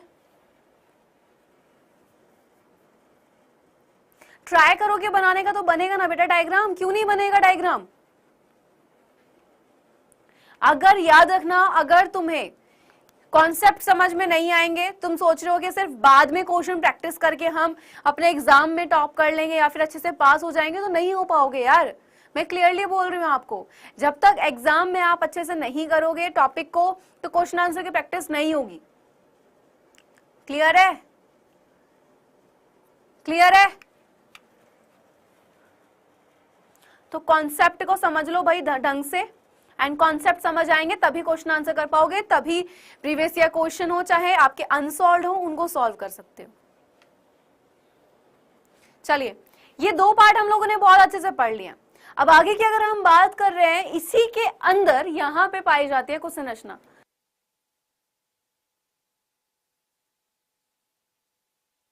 ठीक, यहां पे अब जो स्तर मिलेगी वो एक नहीं, वो एक भी है, 2, 3, यानी कि 1 से 3 तक का क्या होता है वहां पे स्तर होता है। तो अंदर, इसी के अंदर क्या होते हैं भाई आपका, यहां पे ये संरचना इस तरीके से क्या होती है आपकी, पाई जाती है। तो 1 से 3 तक का हम क्या कह सकते हैं भाई, यहां पर आपका स्तर मिलता है अंदर। एंड वो कौन सा, ये जो 1 से 3 जो स्तर मिल रहा है, 1 से 3 तक ये स्तर हो सकते हैं, और ये होती है आपकी मध्य स्तर। मध्य का मतलब बीच में, और पाई भी बीच में जा रही है, ठीक है, क्लियर है। और यहीं पर इन्हीं के सबसे अंदर की तरफ ये जो ग्रीन कलर का यहाँ पे हमने बनाया है, ये क्या हो जाता है आपका, ये जो हो जाता है, ये सबसे जो आपके अंदर वाली जो संरचना है, ठीक है, ये जो ग्रीन कलर की हमने बनाई है, इसको हम बोल देते हैं टैपिटम, ठीक। और ये जो संरचना होती है, ये कैसी संरचना होती है अगर हम बात करें, याद रखना कि ये जो संरचना होती है, ये आपकी एक बहुकेंद्र की क्या होती है, संरचना होती है। क्लियर, कैसी होती है, बहुकेंद्र की संरचना है। तो यहाँ पे लिख भी लो इसको, कैसी संरचना है भाई,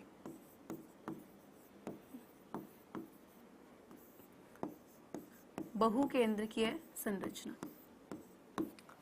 क्लियर, और इसका भी एक ही स्तर मिलता है। ओके, क्लियर है। अब ये जो है टैपिटम, इसके अंदर जो ये यहां पर हमने बनाया, ठीक है, याद रखना कि ये जो आपका टैपिटम है, इसके अंदर यहां पर मिल रही है कुछ आपकी संरचनाएं, ये कुछ कोशिकाएं, ये रहा। और कोशिकाएं किसको बनाती है, ऊतक को। मैंने बोला भाई यहाँ पे क्या मिल रहा है आपका, ऊतक मिल रहा है। उस ऊतक का नाम क्या है, क्या नाम है भाई, बीजाणु जनक ऊतक। क्या है, बीजाणु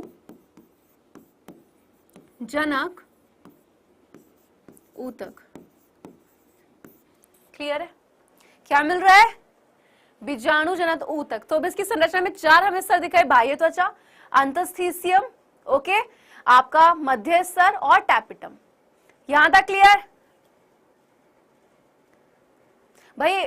एक अपना अगर मैं बात करूं 40-41 मिनट की क्लास के बाद तुम आओगे क्लास में स्टार्ट होने के, तो भाई अगर फिर तुम मुझसे बोलोगे मैम ये वाला पॉइंट क्या है, कौन सा टॉपिक चल रहा है, तो क्या मैं तुम्हारे लिए स्टार्टिंग से ना स्टार्ट करूंगी।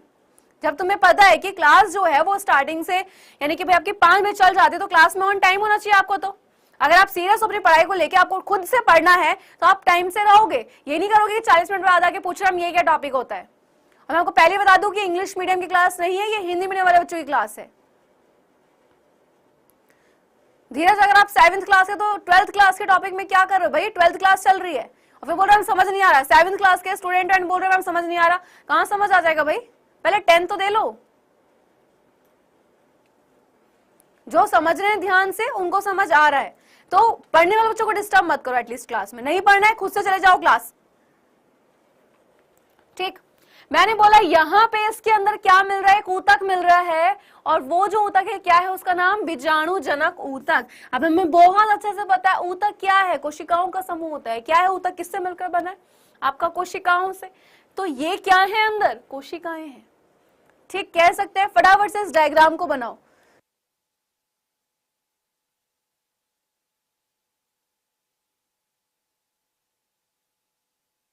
क्लियर है,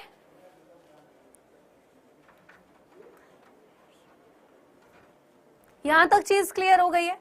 अब अगर हम आगे की बात करते हैं, ठीक है, ये जो बीजाणुजनक ऊतक है आपका, यही यहाँ पे अगर मैं बात करूं, यही आगे चल के क्या बनते हैं, जो आपके परागकण होते हैं, ठीक है, यानी कि जो परागकण होते हैं वही बनता है। क्लियर। अब यही मैंने क्या बोला कि आगे चलकर क्या बनेंगे आपके, आगे चलकर यही आपके पराग कण बनेंगे, ठीक। और इन जो ये पराग कण होते हैं, तो इनको पोषण कौन देता है, ये टैपिटम देती है। तो यहाँ पे एक पॉइंट लिख लो, क्या कि पराग कणों को कौन भाई जो पोषण दे रही है, वो कौन दे रही है, टैपिटम दे रही है। यानी कि टैपिटम का आपका क्या हो गया, एक काम आपको पता लग गया कि पराग कणों को पोषण देने का कार्य कौन करती है, पराग कणों को पोषण देने का कार्य किसने किया, टैपिटम, ठीक है, कौन करती है, टैपिटम। याद रखना ये काम आएगा आगे। तो टैपिटम का एक कार्य तो आपको पता लग गया है, और जो इंपॉर्टेंट वर्ड्स होते हैं उनको हम हमेशा अंडरलाइन कर लेते हैं, ठीक। अब आगे आ जाओ। अब जो परागकण होते हैं उनको बनने के बाद बाहर निकलने के लिए भाई क्या होते हैं, सोचो कि अगर आपको एक दरवाजा है ना, एक दरवाजा है आपके पास एंड वो बंद है, तो क्या आप उस कमरे से बाहर जा पाओगे? कमरा है, दरवाजा पूरे तरीके से बंद है, आप जा सकते हैं बाहर? आप नहीं जा सकते। कब तक नहीं जा सकते? जब तक वो दरवाजा ना खुले। वैसे ही परागकण बन तो गए हैं, लेकिन उनको बनने के बाद, यानी कि जब वो बन जाते हैं, अभी जाने वो कैसे बनेंगे, तो बनने के बाद में उनको बाहर निकलने के लिए क्या होते हैं भाई, ये जो दो पालियां होती हैं, ये जो दोनों पालियां होती हैं, ये क्या होती हैं? फटती हैं। ठीक है, और मदद कौन कर रहा है भाई? यहाँ पर ये वाली जो आपकी अंतस्थीसियम और जो मध्यस्थर है, ये दोनों क्या करती हैं? वहां पर मदद करती है, क्योंकि बेटा बाह्य त्वचा, ठीक है, बाह्य का मतलब क्या है? बाहर। आपका घर होता है, घर है आप सबका, भाई आप घर में रहते हैं सब, है ना। अब जो घर है बेटा, जिस दिन बारिश आई, आंधी तूफान आए, आप क्या कहते हो? भाई शुक्र है आज बाहर नहीं थे और ना भीग जाते। अगर आपके घर पे वो छत ना हो, दीवारें ना हो, तो आप भीग सकते हो? भीग जाओगे? नहीं भीगोगे, सिंपल सी बात है। आप क्या बोलोगे? भाई भीग गए, है ना। नहीं, लेकिन आप बचे हुए हो। क्यों? क्योंकि भाई आप जहां पर हो, जिस घर में हो, भाई उसके चारों तरफ दीवार है, छत भी है, तो आप सेफ हो, बिल्कुल सुरक्षित है अपनी जगह पर, है ना। तो वहां पे आप सेफ क्यों थे? क्योंकि आपके चारों तरफ दीवार थी, छत थी। वैसे ही याद रखना कि बाह्य त्वचा, बाह्य का मतलब होता है बाहर, यानी कि ये भी क्या करेगी? बाह्य त्वचा सुरक्षा प्रदान करेगी, यानी कि क्या करेगी? बाह्य त्वचा आपका सुरक्षा प्रदान करेगी। तो उसका कार्य भी क्या है? सुरक्षा प्रदान करना। सिंपल, क्लियर है? यही क्या है? इसका काम है। फटाफट से नोट डाउन करें, जल्दी से, बिना देर करे। हो गया?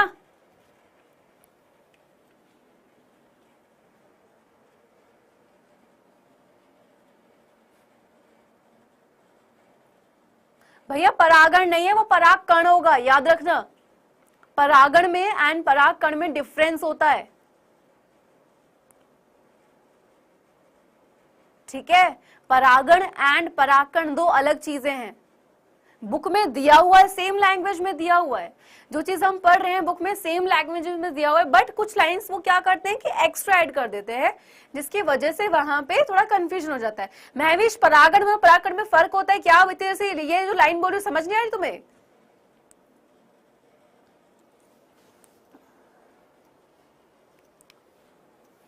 बेटा जितने पॉइंट्स हो पा रहे हैं यहाँ पे, उतने पॉइंट्स हम लोग लिख पा रहे हैं, ठीक है, जो पॉइंट्स, बट इतना ज्यादा डिटेल में लिखेंगे तो हमारा टॉपिक पूरा नहीं हो पाएगा, ठीक है।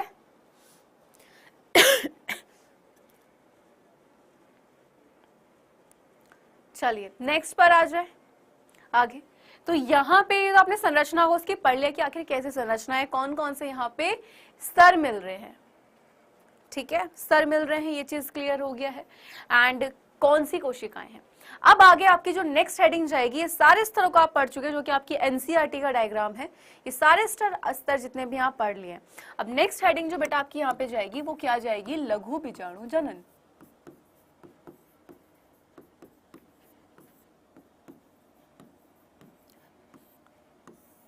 क्लियर है? लघु बीजाणु जनन, ठीक है, क्लियर। चलिए, आपने यहाँ पे देखा कि इसके अंदर क्या मिल रही थी? ये कोशिकाएं मिल रही थी। हमने बोला भाई यहाँ पे ये जो है ये क्या है? बीजाणुजनक ऊतक है, और ऊतक किस सेल का बना होता है? कोशिकाओं से, सिंपल। तो अब इसको देखो, ये जो कोशिकाएं हैं यहाँ पर, ये इस तरीके से थी, यहाँ पे ये रही कोशिका, बहुत सारी कोशिकाएं थी इस तरीके से अंदर,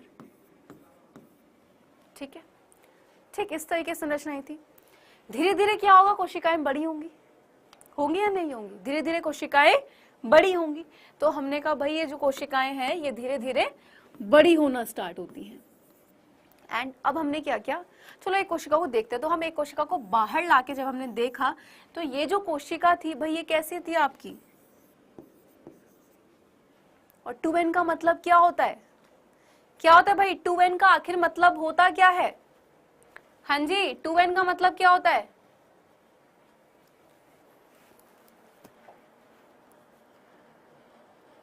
क्या है वो? क्या वो अगुणित है या फिर वो द्विगुणित है?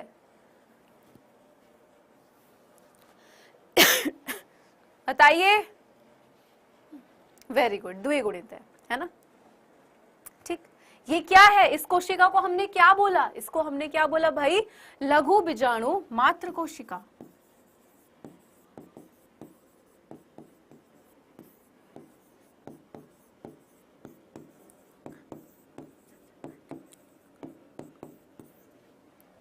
क्लियर है?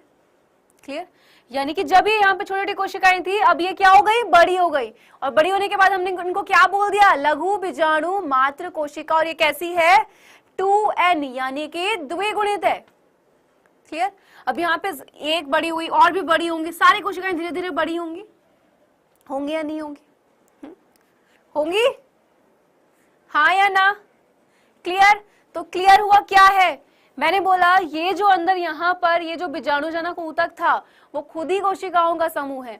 अब ये कोशिकाएं धीरे धीरे बड़ी हुई, और जब बड़ी हुई हमने देखा एक को बाहर निकल गया, तो ये द्विगुणित है, और इस कोशिका को जब यानी कि जब बड़ी हो गई है, इसके बड़ी होने के और विकास हुआ इनका, तब हमने इनको क्या बोल दिया, तब हमने इनको बोल दिया कि भाई ये जो है लघु बीजाणु मात्र कोशिका है। एग्जैक्ट डायग्राम को आप अपनी कॉपी पे बनाएंगे फटाफट से, फटाफट से। हो गया? आगे आओ, अब यहीं पे देखेंगे। अब सोचो कि जब एक आपके पास बॉक्स है, आपने एक बॉक्स में बहुत सारी चीजें भर दी, अब ये एक चीज रखी ठीक है, 2 रखी फिर भी ठीक है, दूर दूर रख सकते हो, 3 रखा फिर भी, लेकिन अगर आप बहुत सारी चीजों को उसमें भरोगे तो वो चीजें आपस में क्या हो जाएंगी, मिलना स्टार्ट हो जाएंगी। आपने देखा होगा जब कभी बहुत ज्यादा भीड़ होती है, कहीं हम मेले में गए होते हैं या फिर कहीं ऐसे जहां पे बहुत ज्यादा भीड़ होती है, तो लोग आपस में टकराना शुरू हो जाते हैं। तो वैसे ही यहाँ पे कुछ खेल होता है कि ये जो कोशिकाएं हैं, ये जो बड़ी बड़ी कोशिकाएं हैं, ये आपस में जुड़ जाती हैं, जो कि जुड़नी नहीं होती हैं। यानी कि ये क्या होती हैं भाई, बड़ी बड़ी जो कोशिकाएं होती हैं ये आपस में जुड़ना शुरू हो जाती हैं, कि भाई जैसे कि यहाँ पर ये कोशिका थी आपकी, यानी कि आपस में जुड़ना स्टार्ट हो गई, और हमें तो इनको जुड़ने देना ही नहीं है। ठीक है, क्या नहीं करने देना है भाई, इन कोशिकाओं को जुड़ने नहीं देना है। क्लियर यहाँ पे?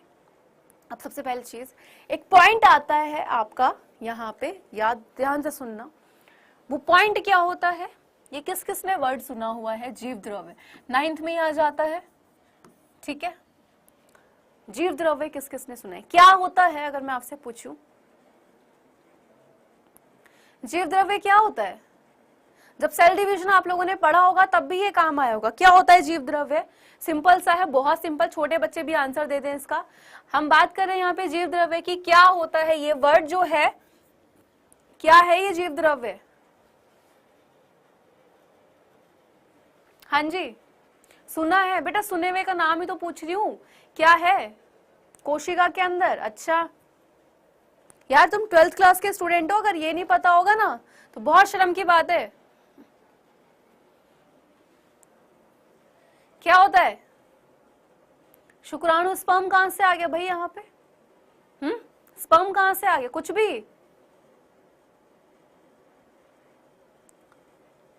भैया बताओ क्या है, सुना है, सुना है नहीं करना है। जीव द्रव्य जो होता है, जो आपके प्लाज्मा झिल्ली होती है, जब एक कोशिका को हम पढ़ते हैं तो उस कोशिका की जो भाई सबसे बाहर वाली जो प्लाज्मा झिल्ली है, उसके अंदर जो कोशिका द्रव्य है, उसके अंदर जो केंद्रक है, ये तीनों मिलके हमारा जीव द्रव्य कहलाया जाता है।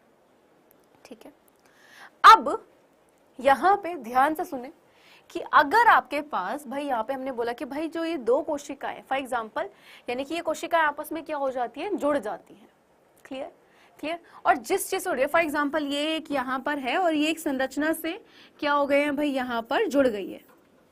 ठीक, इस संरचना को हम लोग क्या बोलते हैं, जिस संरचना से आपस में जुड़ी है, क्योंकि भाई यहाँ पे भी है केंद्रक, यहाँ पे भी है, यहाँ पे भी है आपका कोशिका द्रव्य, यहाँ पर भी कोशिका द्रव्य यानी कि साइटोप्लाज्म। ठीक, तो यहां पर एक संरचना से क्या हो गए हैं बताओ, यहां क्या हो गए, जुड़ गए। अब जिस संरचना से जुड़े हैं उसको हम बोलते हैं जीव द्रव्य तंतु। ठीक, और इंग्लिश में इसी को हम लोग कह देते हैं प्लाज्मोडेस्माटा। ठीक, ये कोशिकाएं जुड़ रही हैं लेकिन हमें तो इन्हें जुड़ने देना ही नहीं था। अब हमें क्या करना है, इन्हीं कोशिकाओं को अलग करना है, उनको तोड़ना है। क्यों? क्योंकि भाई यही कोशिकाएं, ये जो आपकी कोशिकाएं हैं, यही तो आगे चल के किसके लिए, युग्मक निर्माण के लिए क्या होती हैं बेटा, उत्तरदायी हो जाती हैं। क्लियर? क्या होती हैं, उत्तरदायी होती हैं। अब फटाफट से इस पॉइंट को नोट डाउन कर लो जल्दी से।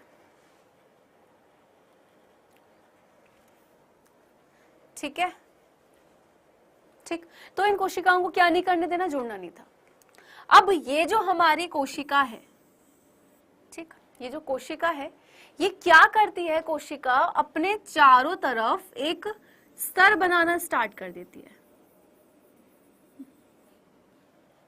ठीक, क्या करती है, स्तर बनाना।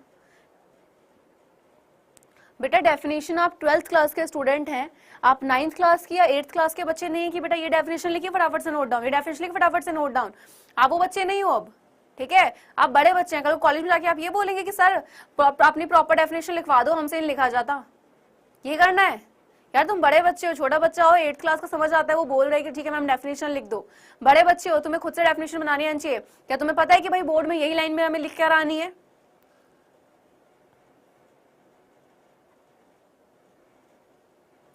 तो जितनी भी डेफिनेशंस है खुद से बनाने की कोशिश करो। अगर डेफिनेशंस खुद से नहीं बनाओगे तो कैसे करोगे बोर्ड एग्जाम? वैसे तुम 12th का बोर्ड एग्जाम देने जा रहे हो और तुम्हें डेफिनेशन ही लिखनी नहीं आ रही है, ऐसे नहीं होता है, ठीक है।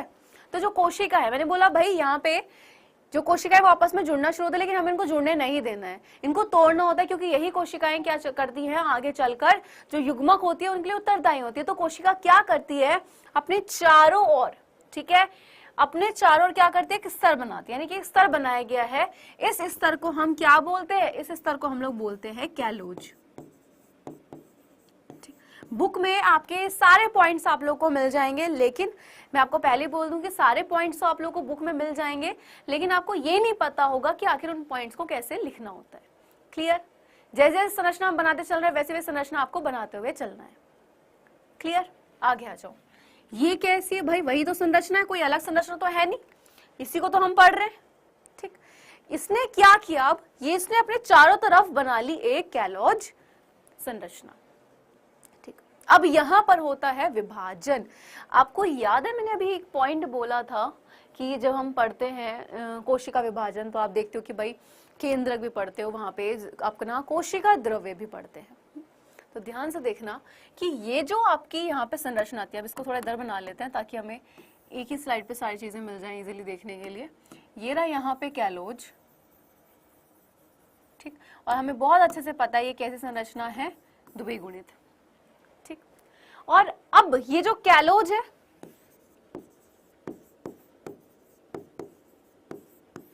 मैंने बोला क्या होगा, यहाँ पे विभाजन होगा, यानी कि कोशिका के अंदर, किसके अंदर, ये जो कोशिका है, कैलोज तो बेटा बाहर है, कोशिका कहाँ है, उसके अंदर, कोशिका के चारों तरफ ही तो कैलोज बना है। ध्यान से देखो, ये थी आपकी संरचना कोशिका, इस कोशिका के चारों तरफ ही तो, बाहर की तरफ ही तो ये संरचना बनी है, इसको हमने कैलोज बोला। तो कोशिका कहाँ है, अंदर, यानी कि विभाजन कहाँ होगा, कोशिका के अंदर। लेकिन कौन सा विभाजन होगा, तो याद रखना कोशिका के अंदर बेटा यहां पर होगा आपका अर्धसूत्री विभाजन।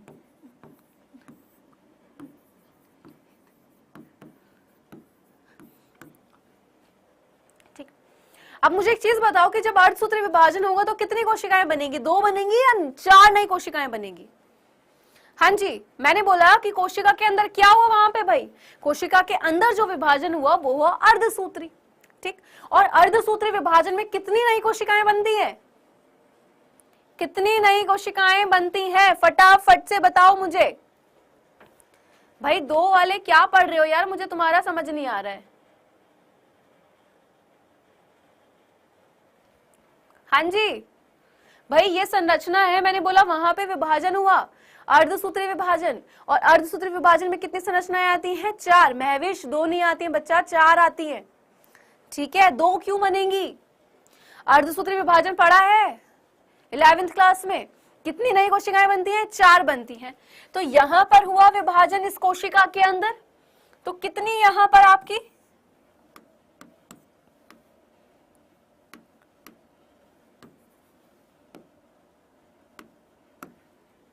1 2 3 4 बन गई संरचना। और बहुत अच्छे से आपको यह भी पता होगा इसको अर्धसूत्री विभाजन आखिर क्यों कहते हैं, क्यों कहते हैं इसको अर्धसूत्री विभाजन, क्योंकि अर्धसूत्री विभाजन जो है यहाँ पे क्या होती है कि जो गुणसूत्र होते हैं उनकी जो संख्या होती है वो आधी हो जाती है। कि भाई अगर यहाँ पर इस कोशिका में 2n है यानी कि द्विगुणित है, ठीक है, क्लियर है? तो यहां पर क्या हो जाएगी गुणसूत्रों की संख्या भाई आधी हो जाती है, सिंपल सी बात है। 4 नई कोशिकाएं बनती है, अर्धसूत्री विभाजन में 4 बन गई। लेकिन अब जो ये कोशिकाएं होंगी ये कैसी हो जाएंगी भाई, यहाँ पे सिंपल सी सीधा सीधा क्लियर है कि भाई ये आ जाएंगी एन उसमें। अब ये 2n नहीं है, ठीक। और भूलना मत कि कैलोज तो अभी भी बना हुआ है इसके चारों तरफ, यहां पर ये बना हुआ, क्योंकि विभाजन कहाँ हुआ है, विभाजन तो अंदर ही हुआ है, कोई बाहर की तरफ थोड़ी ना हुआ है, तो विभाजन तो अंदर ही हुआ है, ठीक। यहां तक चीज क्लियर है जल्दी से? हाँ जी, क्रोमोसोम की संख्या आदि, वेरी गुड, यहां तक क्लियर?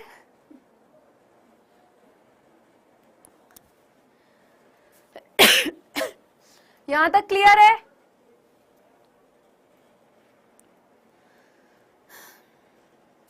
यहां तक किसी का कोई भी सवाल कि मैम ये कोशिका कहां से आई, मैम वो क्या था? बिल्कुल अच्छे से क्लियर है ना बेटा, बढ़िया तरीके से। चलो अब ये कितने हैं बेटा, ध्यान से सुनो, 1 2 3 4। इस संरचना को हम बोलते हैं पराग चतुष्क संरचना।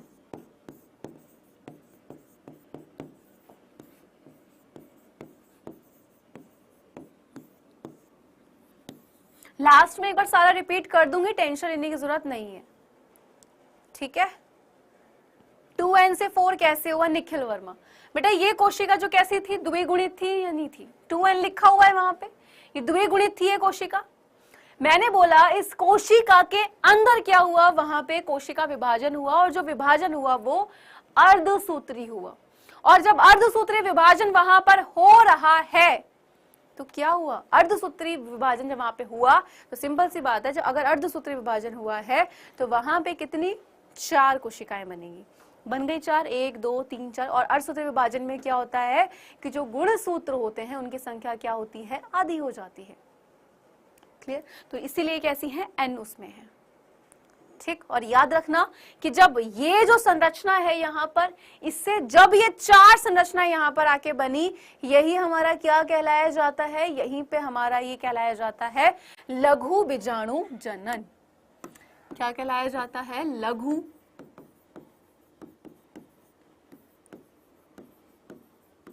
बीजाणु जनन। क्लियर? पता चला क्या होता है? नहीं नहीं भाई, आईजी गॉड जो भी तुम्हारा नाम है, नहीं, वो अभी आगे आएगा, अभी आगे आएगा, रुक जाओ, ठीक है। अब यही लघु बीजाणु क्या करने वाले हैं भाई, आगे चल के किसका, जो आपका पराग कण है उसका क्या करने वाले हैं बेटा, निर्माण करने वाले हैं।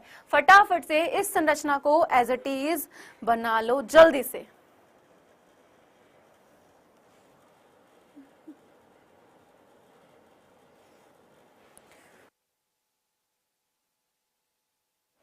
क्लियर? बन गया? ठीक, तो इसको पूरा लिखना है तो आप पूरा लिख लो कि क्या हो रहा है आपका, यही लघु बीजाणु जो है, यानी कि यही लघु बीजाणु,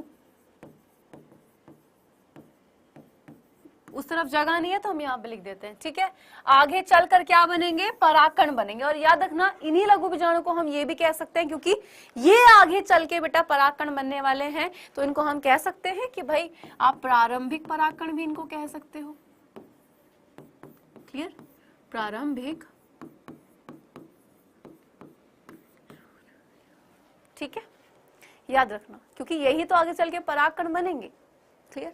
और जो ये लघु बीजाणुधानी है हमने अभी पढ़ा है, ठीक। और आपका कौन सा वाला, हाँ जी, ये जो 4 संरचनाएं यहाँ पे मेरे जिनको हमने लघु बीजाणुधानी बोला है, यही लघु बीजाणुधानी, अभी तो हमने इसको लघु बीजाणुधानी बोला, ठीक है, जहां पर इसके अंदर ये यही पे हो रही है क्रिया लघु बीजाणुधानी। इस पॉइंट को लिख लेना, काफी बच्चे इस वर्ड में कंफ्यूज होते हैं कि लघु बीजाणुधानी क्या हो जाती है, जब विकसित होती है, विकसित होकर, यानी कि विकसित होकर, ठीक, तब ये क्या कहलाई जाएगी, तब ये कहलाई जाएगी आपकी क्या, पराग पुटी। सिंपल, क्लियर है? और इस पराग पुटी को हम इंग्लिश में बोल देते हैं पॉलन सैक, ठीक है।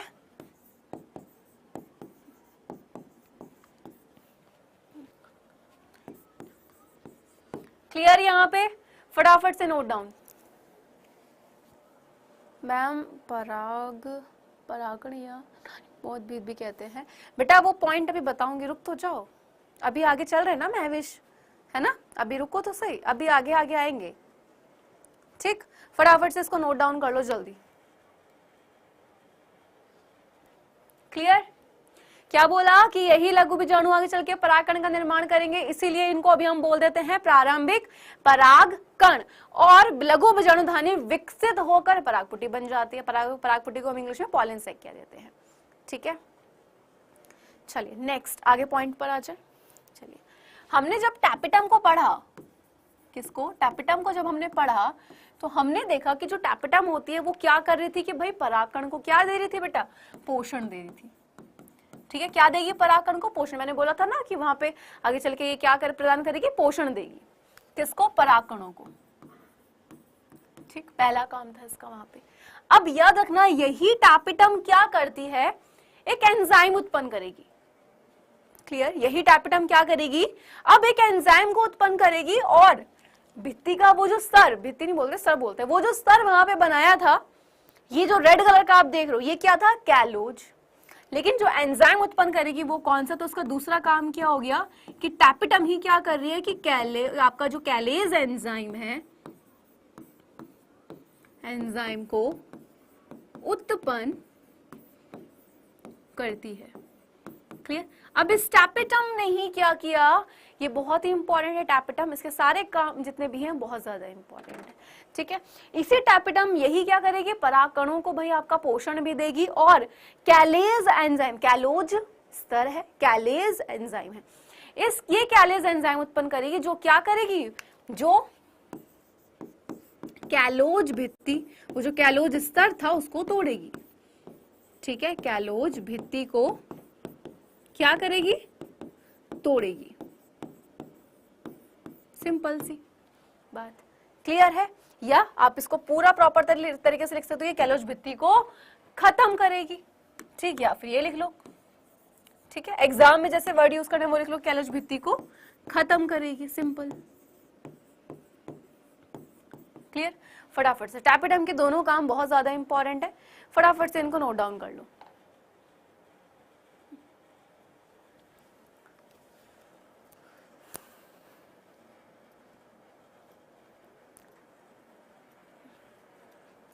शिजा, आपका कमेंट ही नहीं दिखा है। जब आपका कमेंट दिख रहा है मैं तब तक, जिसका दिख रहा है मैं रिप्लाई कर रही हूँ, जिसका नहीं दिख रहा है, और मैं एक बच्चे का सिर्फ नाम ही नहीं, नाम लेके कमेंट का रिप्लाई नहीं कर सकती, बिकॉज बहुत सारे बच्चे हैं। अगर यही रहा तो फिर तो पूरी क्लास जो चलती है उसमें सिर्फ यही रहेगा आप लोगों का। डेली नहीं होती है, बेसिकली मंडे एंड ट्यूसडे होती है, बट इस वीक आपको फ्राइडे में भी क्लास मिलेगी बायोलॉजी की। ठीक है, इसका पार्ट 2 जहाँ पे चैप्टर कंप्लीट हो जाएगा। क्लियर? अब हमने क्या बोला कि भाई ये कैलेज, ये जो टैपिटम है इसने क्या करा, इस कैलेज एंजाइम को क्या क्या उत्पन्न किया, और इस कैलेज एंजाइम ने ये जो भित्ति दी यहाँ पे, इसको क्या कर देगी, पूरे तरीके से खत्म कर देगी। अब इसको अगर ये खत्म कर रही है इस कैलोज भित्ति को, तो अब जो कोशिकाएं यहाँ पे चारों बंद थी, क्योंकि विभाजन कहाँ हुआ, इस कोशिका के अंदर हुआ, कैलोज भित्ति तब तो थी और 4 संरचना इस तरीके से बनी। लेकिन अब टैपिटम ने क्या किया कि कैलेज एंजाइम को निकाला और इस भित्ति को ही खत्म कर दिया। क्लियर है? क्या कर दिया, इस भित्ति को ही खत्म कर दिया। आप सोचो, भित्ति अगर हट गई तो कोशिकाएं तो सारे में फैल जाएंगी। भाई बिल्कुल आ गई, ये अब तो भित्ति समाप्त हो चुकी है ना, क्या हो चुकी है भाई, अब तो भित्ति वहां से समाप्त हो गई, तो ये आ गई कोशिका। और कोशिकाएं कैसी हैं, एन उसमें है, तो भाई यहाँ पे क्या आ जाएंगी, एन। हाँ जी, स्लाइड आपको मिल जाएंगे डाउटनेट के टेलीग्राम ग्रुप पे। ठीक, यही थी संरचना। क्लियर है? अब ये क्या है, ये लघु बीजाणु है ना। हमने अभी तो बोला था मैं सैड नहीं हूं भैया, मैं सैड नहीं हूं, मेरी तबीयत खराब है, मेरी तबीयत खराब है, मैं उदास नहीं हूं, मेरी तबीयत ही खराब है। अब जिसकी तबीयत खराब होगी वो हंसेगा बेटा, फालतू की बंदा, तुम खुद बताओ।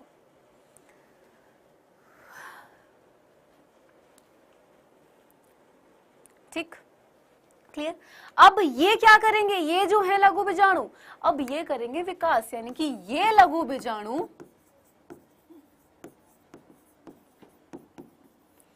विकास करेंगे।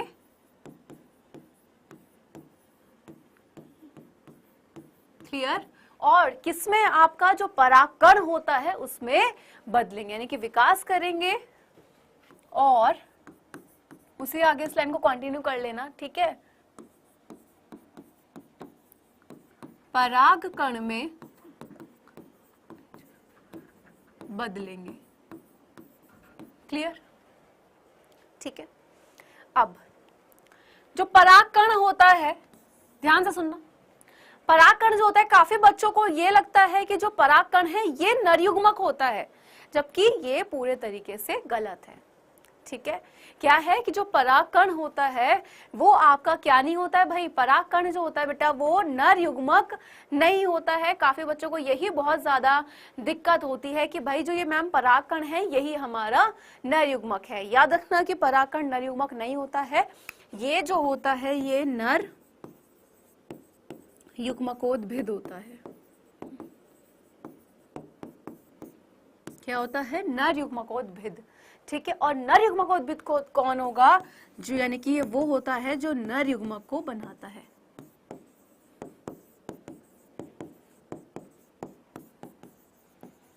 क्लियर है, फटाफट से इसको नोट डाउन कर लो यार जल्दी से। क्लियर है,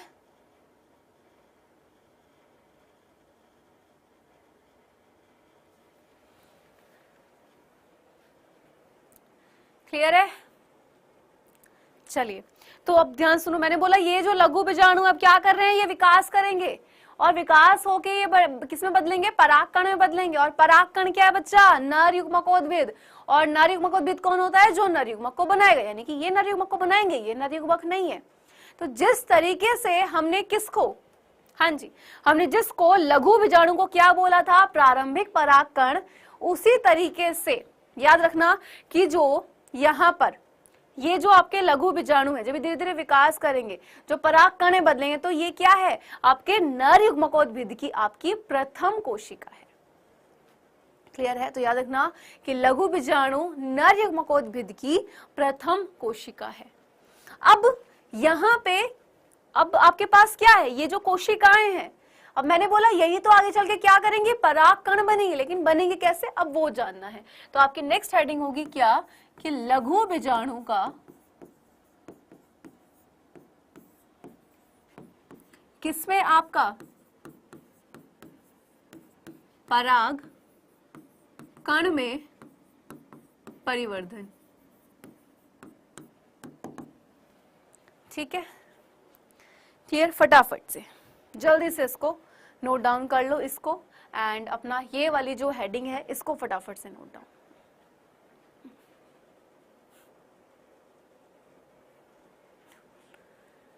हो गया,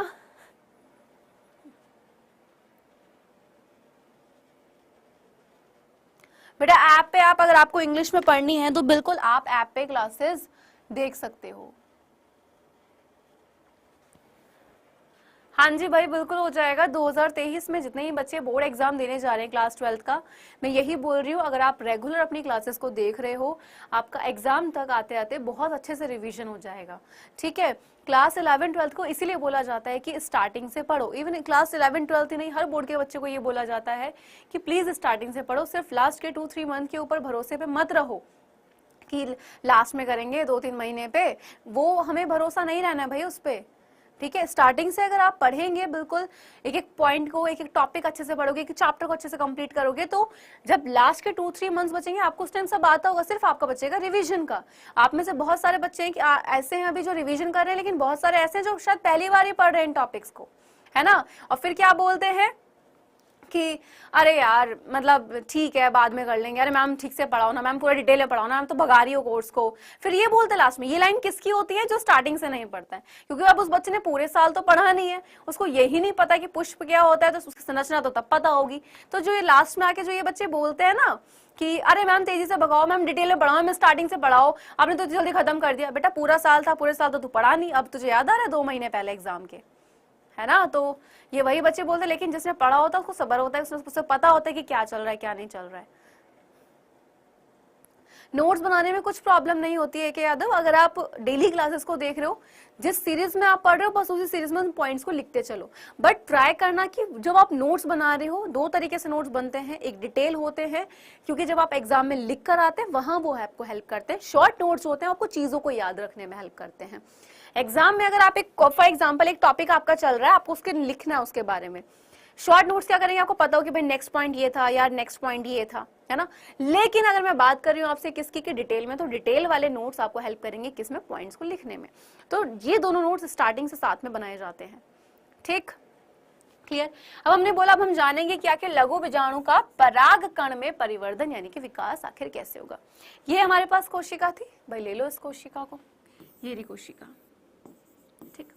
अब है तो क्या पादप कोशिका ही, है ना, क्या है, अब है तो एक पादप कोशिका ही। और जो पादप कोशिका होती है उसके चारों तरफ क्या मिलती है, क्या खासियत होती है पादप कोशिका की। भाई बेटा ये एक कहावत है कि बायो में बहुत लिखना पड़ता है, लेकिन तुम गाना लिख कर आ जाओगे तुम्हें नंबर नहीं मिल सकते हैं, याद रखना। नंबर तभी मिलेंगे लिखने पर कि आपने काम की चीज लिखी हुई है, ठीक है। तो जो बोलते हैं कि बायो में लिखना पड़ता है, सिर्फ उनको बोलना है कि भाई मैथ में भी तो सिर्फ नंबर ही लिख कर आने होते हैं, है ना।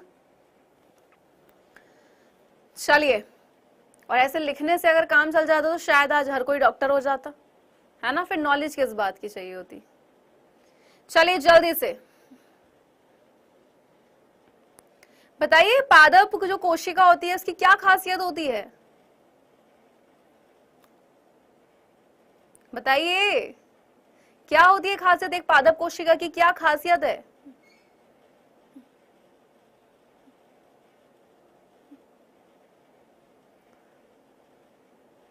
अभी तक आंसर नहीं आया मेरे पास। पादप कोशिका की क्या खासियत है, कोशिका भित्ति, वेरी गुड वेरी गुड, बहुत सही। देखो याद रखना कि जो पादप कोशिका होती है उसके चारों तरफ कोशिका भित्ति भी तो मिलती है, क्या कैलोज भित्ति तो गई, क्या है कोशिका भित्ति यानी कि सेल वॉल, ठीक है। अलग अलग प्लांट्स में किसी में सेल्यूलोज की बनी, किसी में पेक्टिन, किसी में लिग्निन, हेमिसेल्यूलोज, अलग अलग उसकी बनी होती है ना। ये जो कोशिका भित्ति होती है ये बनी है किसकी, यहाँ पे सेल्यूलोज प्लस पेक्टिन,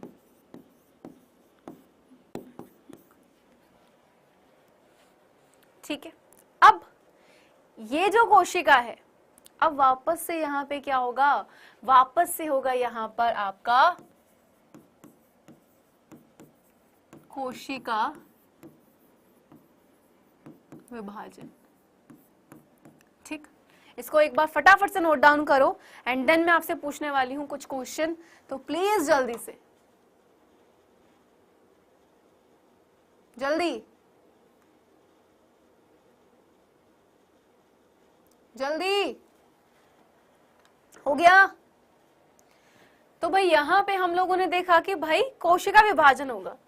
अब एक चीज बताओ कि जब एक कोशिका विभाजित करती है तो वो जो कोशिका विभाजन कर रही है क्या क्या कैसे कैसे कैसे करती है, क्या क्या चीजें बढ़ती हैं और कौन सबसे पहले विभाजित होता है। एक कोशिका मैंने आपको दी, मैंने कहा बेटा ये कोशिका है, यहाँ पर ये रहा उसका केंद्रक, ये रहा उसका कोशिका द्रव्य, ठीक। और याद रखना कि यहाँ पर जो विभाजन होने वाला है वो होने वाला है समसूत्री विभाजन, ठीक है।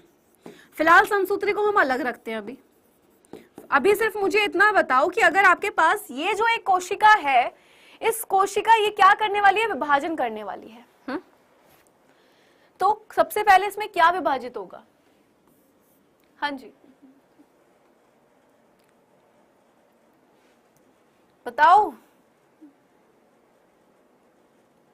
केंद्रक विभाजन होगा। Very good Mahwish.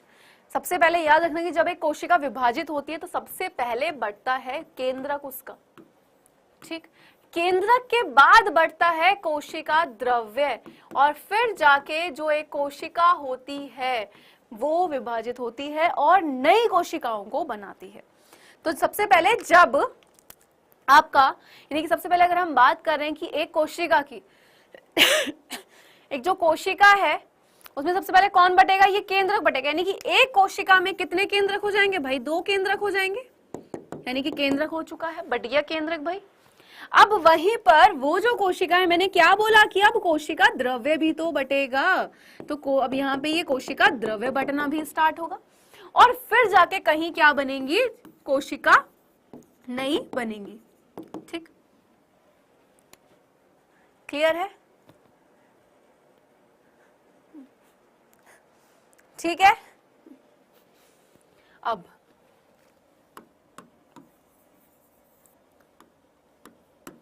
यहां पर मैंने क्या बोला, यहां पर क्या होगा, यहां पर होगा समसूत्री विभाजन। अब अर्धसूत्री नहीं हो रहा है, अब क्या हो रहा है, समसूत्री विभाजन हो रहा है। अब मुझे ये बताओ कि समसूत्री अगर विभाजन वहां पर हो रहा है तो कितनी नई कोशिकाएं बनेगी, एक नई कोशिका बनेगी या फिर दो नई कोशिकाएं बनेंगी, कितनी बनेंगी भाई?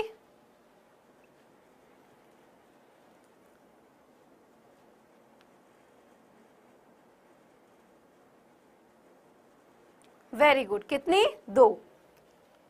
ठीक है, अर्धसूत्र में कितनी बनती है? चार। समसूत्र में कितनी बनती है? दो। तो अब यहाँ पे फॉर एग्जाम्पल ये एक कोशिका थी और हमने ये भी देख लिया कि कोशिका विभाजन कैसे हो रहा है। तो भाई सबसे पहले केंद्रक बढ़ता है एंड देन कोशिका द्रव्य और फिर जाकर नई कोशिका बनती है। अब मैंने बोला कि यहाँ पर क्या हो रहा है इस कोशिका में, मैंने बोला कि भाई यहाँ पर आपका ये वाली जो कोशिका थी, ठीक है, यहाँ पर क्या हो रहा है आपका, इधर हो रहा है आपका कौन सा वाला, समसूत्री विभाजन। और जो समसूत्री विभाजन है वहां पे दो नई कोशिकाएं आपकी बनती हैं। तो दो नई जो कोशिकाएं बनेंगी वो कैसे बनेंगी, चलो ध्यान से देखना। आप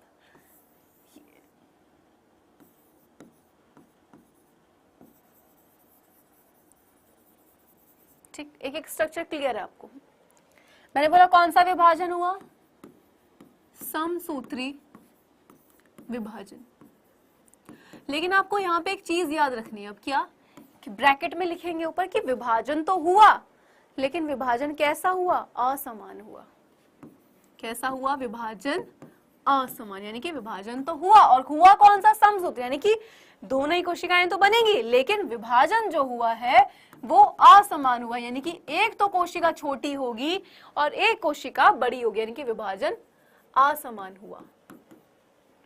ठीक, क्लियर? अब जब यहाँ पे भाई अगर हम बात करें विभाजन हुआ तो आ जाओ फिर कोशिका योग बना लो। असमान कैसे होगा कि भाई ये रही एक कोशिका आपके पास, ठीक है, क्लियर? मैंने क्या बोला, सबसे पहले कौन बटेगा, केंद्रक बटेगा, और मैंने फिर क्या बोला कि कोशिका द्रव्य बटेगा, बट गया। अब यहाँ पे क्या है, एक छोटी कोशिका है, बेटा समसूत्र डिटेल में पढ़ा दूंगी महिमा बाद में, ठीक है? अभी फिलहाल इस टॉपिक पे कॉन्सेप्ट पे फोकस करो, वो टॉपिक यहाँ पे है नहीं, अभी जितना है उतना पढ़ा दिया। अब आप देख रहे हो मैंने क्या लिखा था कि विभाजन असमान हुआ, बिल्कुल हुआ कि यहाँ पे एक तो हमें कैसे मिली, छोटी कोशिका, और एक कैसे मिली, बड़ी कोशिका। इसको फटाफट से बनाओ, देन इसके नाम लिखवाती हूँ।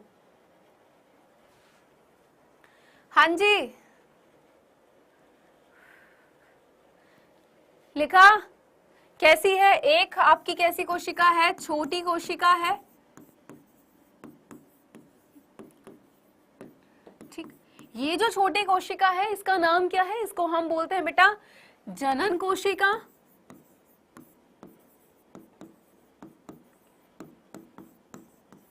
क्लियर? और एक आप देख रहे हैं बड़ी कोशिका,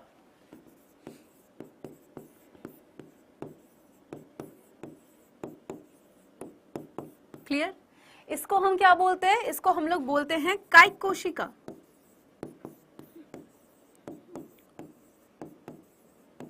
क्लियर? क्लियर है?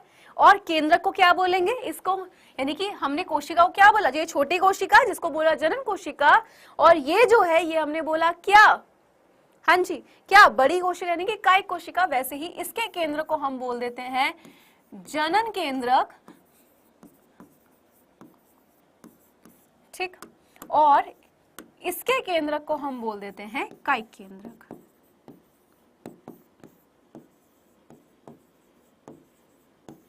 ठीक है, इतना टाइम मिल रहा है कि नोट डाउन कर पा रहे हो, फटाफट से इसके नाम जितने भी हैं फटाफट से लिख लो, जल्दी।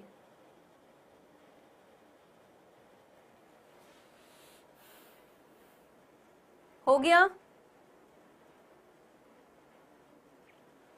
क्लियर? चलिए, अब ये कैसी है, ये कैसी अवस्था है? हम देख रहे हैं यहाँ पे दो कोशिकाएं, एक ये रही छोटी वाली और एक ये रही जो कि बड़ी वाली, यानी कि ये कैसी की अवस्था है? द्विकोशिकीय अवस्था, यानी कि दो कोशिकीय अवस्था पर क्या है बेटा? कोशिका भित्ति है। ठीक, टैपिटम का पहला काम क्या था? पराग कण जो होते हैं उनको पोषण देगी। दूसरा काम बच्चा हमने क्या पढ़ा? दूसरा काम हम लोगों ने पढ़ा कि जो पराग कण होंगे उनको एक तो पहला पोषण मिलेगा, टैपिटम दे रही है। सेकंड चीज क्या कि कैलेज एंजाइम को निकाल रही थी जो कि कैलोज भित्ति को तोड़ रही थी। एंड अब टैपिटम का तीसरा ही कार्य है, किसका? टैपिटम का तीसरा कार्य, तो उसको नोट बहुत ध्यान से सुनो। क्या है टैपिटम का तीसरा कार्य? कि इसमें ये जो द्विकोशिकीय अवस्था है, ये जो आपकी द्विकोशिकीय जो अवस्था है, इस पर एक पदार्थ इकट्ठा कर रही है। यानी कि भाई अगर ये आपकी कोशिका है, ठीक है, ये जो कोशिका है इसके बाहर की तरफ क्या कर रही है बेटा? एक पदार्थ इकट्ठा कर रही है। ओके, ठीक। अब वो जो पदार्थ है किसका बना है भाई? वहां पे एक लिपिड हो गया और आपका स्पोरोपोलिनिन, एक लिपिड और स्पोरोपोलिनिन।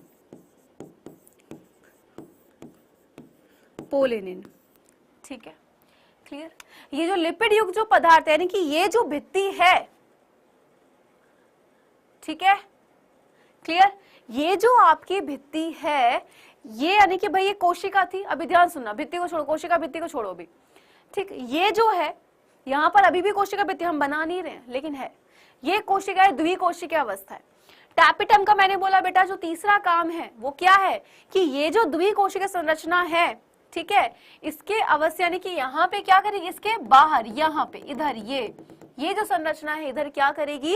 एक पदार्थ को इकट्ठा करेगी। और वो पदार्थ किससे मिलकर बना? यानी कि भाई वो एक लिपिड और स्पोरोपोलिनिन है।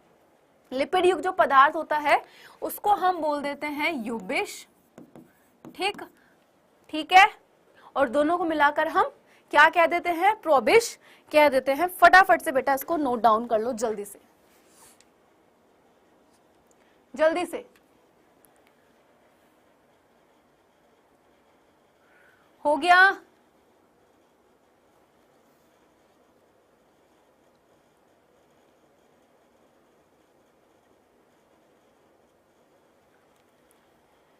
चलो बढ़े आगे, आ जाओ।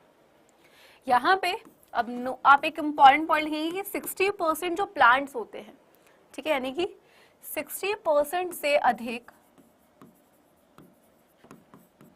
आवर्तबीजी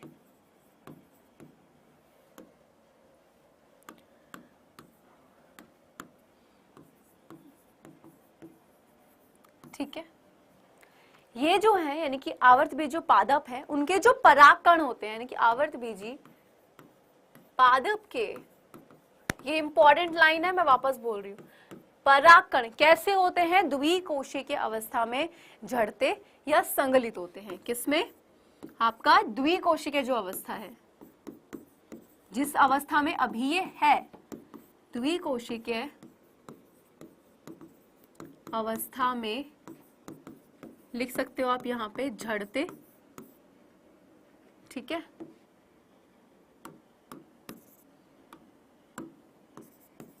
या संगलित होते हैं।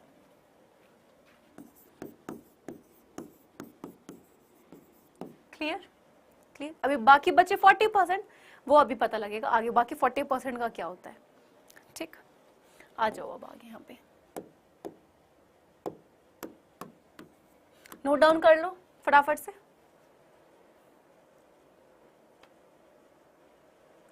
फटाफट से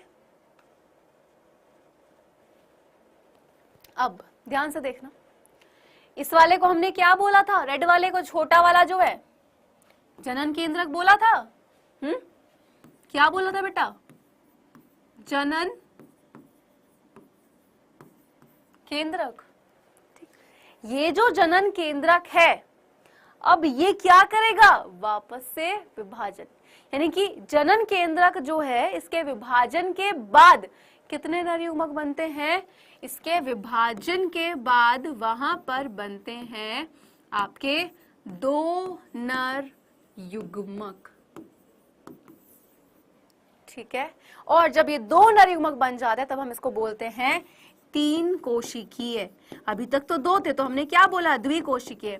लेकिन अब क्या हुआ कि ये जो जनन केंद्रक था इसने क्या किया, विभाजन, और कितने वहां पे दो नर युग्मक जो थे वो बन गए। और अब ये क्या कहलाया जाएगा, अभी आपका कहलाया जाएगा बेटा क्या, तीन कोशिकीय। क्लियर है, क्लियर है, हाँ जी, अच्छे से, ठीक। अब ध्यान से देखना कि वो धीरे धीरे क्या बन रहा है, परागकण लगभग बन ही चुका है ना। तो यहाँ पे हम, अगर मैं बात करूं संरचना की, इसके अंदर हमने देखा था कि बेटा यहाँ पे क्या है, आपकी कोशिका भित्ति थी, ठीक। ये आपकी क्या है, ये कोशिका भित्ति बाहर थी। यहाँ पे बाहर की तरफ कौन आया था कि भाई जो टैपिटम थी उसने एक लिपिड युक्त पदार्थ और स्पोरोजोपोलिनिन था, उसको क्या किया भाई, वहां पे इकट्ठा किया था, है ना।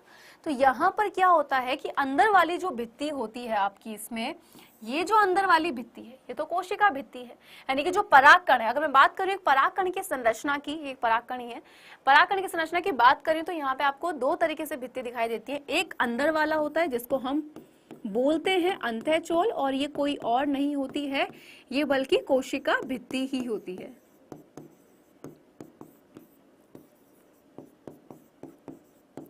ठीक, क्या होती है, कोशिका भित्ति ही होती है। और जबकि अगर मैं बात कर रही हूं आपसे बाहर की, ठीक है, जिसको हम क्या बोलते हैं, यानी कि जिसको हम बोलते हैं बाह्य चोल। क्लियर, यहीं पर क्या होता है, स्पोरोपोलिनिन वगैरह आ जाते हैं। अब आप देख रहे हो कि यहाँ पे मैंने जगह खाली छोड़ दी है, क्यों, क्योंकि बेटा यहाँ पे ये क्या होता है, जनन छिद्र आपका होता है। और याद रखना कि स्पोरोपोलिनिन जो है, ये आपका स्पोरोपोलिनिन जो है एक कठोर पदार्थ होता है, ठीक। अब ये जो पदार्थ जमा हो रहा है उसके बाहर की कोशिका भित्ति पे आकर कहीं पे कम होगा, कहीं पे ज्यादा होगा, उसी की संरचना के आधार पर आप देख रहे हो कि जो डायग्राम में आपको स्ट्रक्चर दिख रही है, कहीं पे उभार सा, कहीं पे कुछ कैसे कैसे दिख रहा है, ठीक। और हमने क्या देखा कि भाई यहाँ पर ये जो हमारी कौन सी वाली, ये जो कोशिका थी, हमने बोला इस जनन ने, यानी कि जब इसने विभाजन किया, यानी कि जनन केंद्रक जो हुआ उसने क्या किया भाई, वहां पे विभाजन किया। और विभाजन के बाद किसमें, कि भाई ये जो कोशिका थी ना उसकी, उसने कितने, तीन कोशिका संरचना बनी कैसी थी कि भाई यहाँ पे एक ये रहा, एक ये रहा, इस तरीके से, और एक ये रहा। तो यहाँ पे अगर आप देखोगे तो ये दुई उसमें है, ठीक। लेकिन जब इसने विभाजन किया जनन केंद्रक ने, ठीक है, और कितने आपके दो नर युग्मक बनाए, तो ये क्या कहलाया गया, तीन कोशिका अवस्था। और ये तीन कोशिका अवस्था में कैसे दिखता है, ऐसे। तो बाकी 60% में मैंने क्या बोला कि द्विकोशिकीय अवस्था में झड़ते हैं, संगलित होते हैं, कौन, परागकण। लेकिन अगर मैं बात कर रही हूँ 40% जो बचे हैं, तो 40% जो आपके होते हैं उनमें तीन कोशिकीय में ये चीज होती है। क्लियर है, क्लियर है, क्लियर। फटाफट से इसको नोट डाउन एंड डायग्राम बना लो जल्दी से।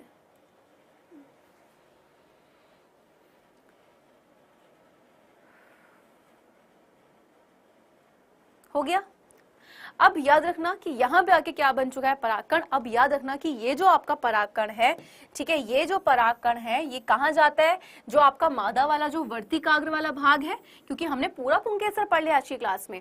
अब यही परागकण यहाँ पर आता है, और ये जो जनन छिद्र है यहीं से क्या निकलती है, पराग नलिका निकलती है, और इसी से परागकण, यानी सॉरी जो परागकण नहीं, जो वो जो नर युग्मक है वो यहाँ से मादा युग्मक के पास जाता है। नेक्स्ट क्लास में ये पढ़ाऊंगी, लेकिन कुछ पॉइंट हैं, जैसे कि अगर मैं बात करूं पौधों की बहुत सारी क्या होती है, अनेक आपकी प्रजातियां होती हैं, उनके परागकण जो होते हैं वो कुछ लोगों में क्या कर देते हैं, बहुत ज्यादा गंभीर एलर्जी, ठीक है, श्वसनी वेदना यानी कि सांस संबंधी वो पैदा कर देते हैं। जैसे घासों की अगर हम बात करते हैं, धूप घास हो गया, ठीक है, पार्थेनियम हो गया, ये पैदा करते हैं। वृक्षों की बात करें तो भाई देवदार हो गया, यूकेलिप्टिस हो गया, ये क्या करते हैं, आपके कुछ एलर्जी पैदा कर देते हैं। साथ ही साथ परागकण जो होते हैं, याद रखना कि ये किससे, आपके पोषक तत्वों से क्या होते हैं बेटा, बहुत ज्यादा भरपूर होते हैं, तो इनका खाने में भी यूज किया जाता है, ठीक है, बहुत, यानी इनमें अच्छी खासी मात्रा होती है प्रोटीन्स वगैरह की, ठीक है, तो बहुत यूज करते हैं इनको। अब यहाँ पर आके आपका जो भी पॉइंट है इस डायग्राम को आप देख लो एक बार कि ये जो आपका डायग्राम है ये आप अपनी कॉपी में बना लेना। ये जो बताया गया है, क्या बताया गया है, किस तरीके से भाई आपका जो केंद्रक था वो बटा, है ना, कि भाई एक केंद्रक था, फिर उसके बाद यहाँ पे छोटी कोशिका, जनन कोशिका, बड़ी आपकी कायिक कोशिका, ये जनन आपका जनन केंद्रक, ये आपका कायिक केंद्रक, वही सब जो हमने पढ़ा है वो यहाँ पर बताया गया है। क्लियर? तो आज जो कंप्लीट किया है हम लोगों ने, किया है कि भाई फूल के भाग क्या है, परागकण क्या है, यानी कि सबसे पहले पुंकेसर क्या है, कौन कौन से भाग है, परागकोश क्या है, कैसे उसकी संरचना है, लघु बीजाणु धानी क्या है, लघु बीजाणु जनन क्या है, लघु बीजाणु क्या है, ठीक है, कैसे वो परागकण बना, ये सारी संरचनाओं को हम लोगों ने पूरे तरीके से कंप्लीट कर दिया है। ठीक है, एंड फटाफट से मुझे ये बता दीजिए यहाँ पे किसी का कोई क्वेश्चन है, बिकॉज अभी चैप्टर कंप्लीट नहीं हुआ है। ये समझ आना बहुत ज्यादा जरूरी था, क्योंकि अगर ये समझ नहीं आता तो तुम्हें ये समझ नहीं आएगा कि आखिर परागण हुआ कैसे, ये परागकण से नर युग्मक कैसे निकला, तुम्हें पता ही नहीं चल पाता। अब जब नेक्स्ट क्लास में तुम्हें स्त्री केसर पढ़ाऊंगी वो तुम्हें इजीली समझ आएगा कि कैसे स्त्री केसर काम करता है, कैसे ये परागकण बना था और कैसे कैसे परागण होगा। अब तुम्हें बहुत आसान समझ आएगा। ये वाली राम कथा अगर समझ आ गई तो पूरी रामायण समझ आ जाएगी। चलिए, किसी का कोई क्वेश्चन है यहाँ पे? हाँ जी, AK यादव, बिल्कुल बनते हैं बेटा। वही पॉइंट तो मैंने बोला कि पोषक तत्वों से भरपूर है। हाँ जी, एक बार सारी स्लाइड्स दिखा दूं स्टार्टिंग से, एक बार स्टार्टिंग से लेके बेटा लास्ट तक की सारी स्लाइड्स आप लोग देख लो, है ना। चलिए, यहाँ से हम लोगों ने स्टार्ट किया था सबसे पहले पुष्प और इसके भाग से पढ़ना। तो सारे इसके भागों को हम लोगों ने बहुत अच्छे से जाना है, एक पार्ट को। मुझे लगता नहीं किसी बच्चों को कोई भी दिक्कत आएगी। 40% का क्या होगा, वही तो बताया था बेटा, 3 कोशिकीय संरचना बन गई थी। डायग्राम आपकी कॉपी पे होना चाहिए, इंपॉर्टेंट है। इसकी संरचना को अलग से पूछ लेते हैं वो एग्जाम में। फिर हमने कुछ क्वेश्चंस देखे थे 2, देन हमने पुंकेसर को पढ़ना स्टार्ट करा और इसकी एक एक संरचना को हमने पूरा तरीके से डिटेल में गए, क्या होती है, किस तरीके से ये संरचना होती है, कैसे परागकण बनते हैं। ठीक है, पूरी चीज हम लोगों ने एक एक करके बहुत अच्छे से वहां पे क्या करा, जाना। ठीक है, और इसको कंप्लीट किया। अब ये बन चुका है यहाँ पे क्या, परागकण। अब नेक्स्ट क्लास में हम जो देखेंगे वो क्या देखेंगे कि आखिर भाई परागकण जो है वो वर्तिकाग्र पर आखिर कैसे जा रहा है। हाँ जी, स्पोरुलिन जो होता है वो बाह्य चोल में होता है।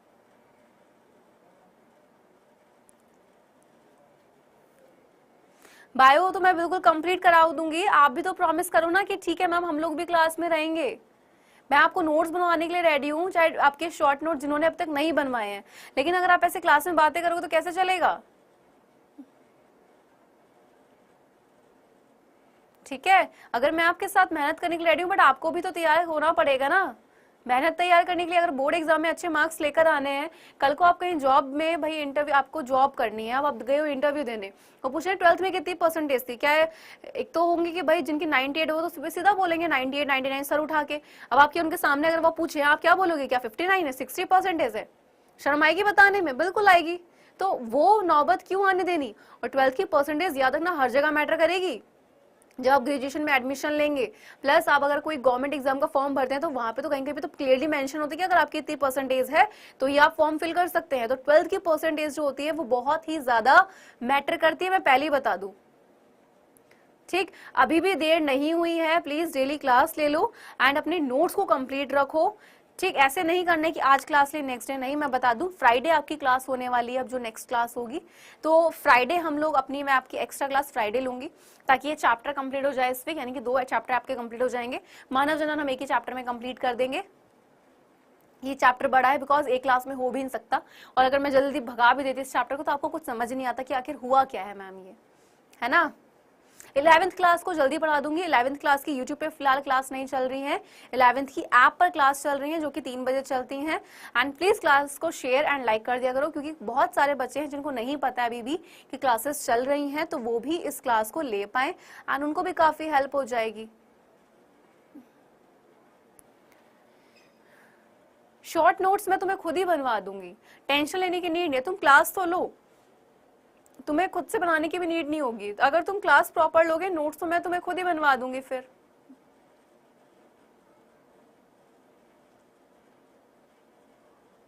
10th को जल्दी पढ़ाएंगे, डोंट वरी, टेंशन क्यों ले रहे हो यार। 10th वालों के साथ अभी 7 बजे सेशन तो है। ठीक है, ये मान लो कि आपने ये पढ़ लिया है ना, तो आपका आधा तो वैसे ही कवर हो गया। अब आगे की में दिक्कत नहीं आने वाली है। फ्राइडे जब आप लोगे पूरा चैप्टर कंप्लीट हो जाएगा एंड तुम्हें कोई दिक्कत नहीं आएगी, बहुत इजीली तुम्हें समझ आ जाएगा। ठीक है, तो आज का आपका जो टॉपिक था वो यहीं तक था। क्लियर? तो खत्म आज का टॉपिक। चलिए करें क्लास को खत्म। तो नोट्स बना लेना एंड नेक्स्ट क्लास में जब मिलूं ये मत बोलना कि मैम वो पुंकेसर क्या था, पता होना चाहिए आपको क्या है, ताकि नेक्स्ट क्लास में जब हम पढ़ें तो आपको समझ हो। चलिए तो फिर क्लास को करते हैं यहीं पे खत्म, मिलते हैं आपसे नेक्स्ट क्लास में जल्दी, तब तक के लिए bye bye, take care guys.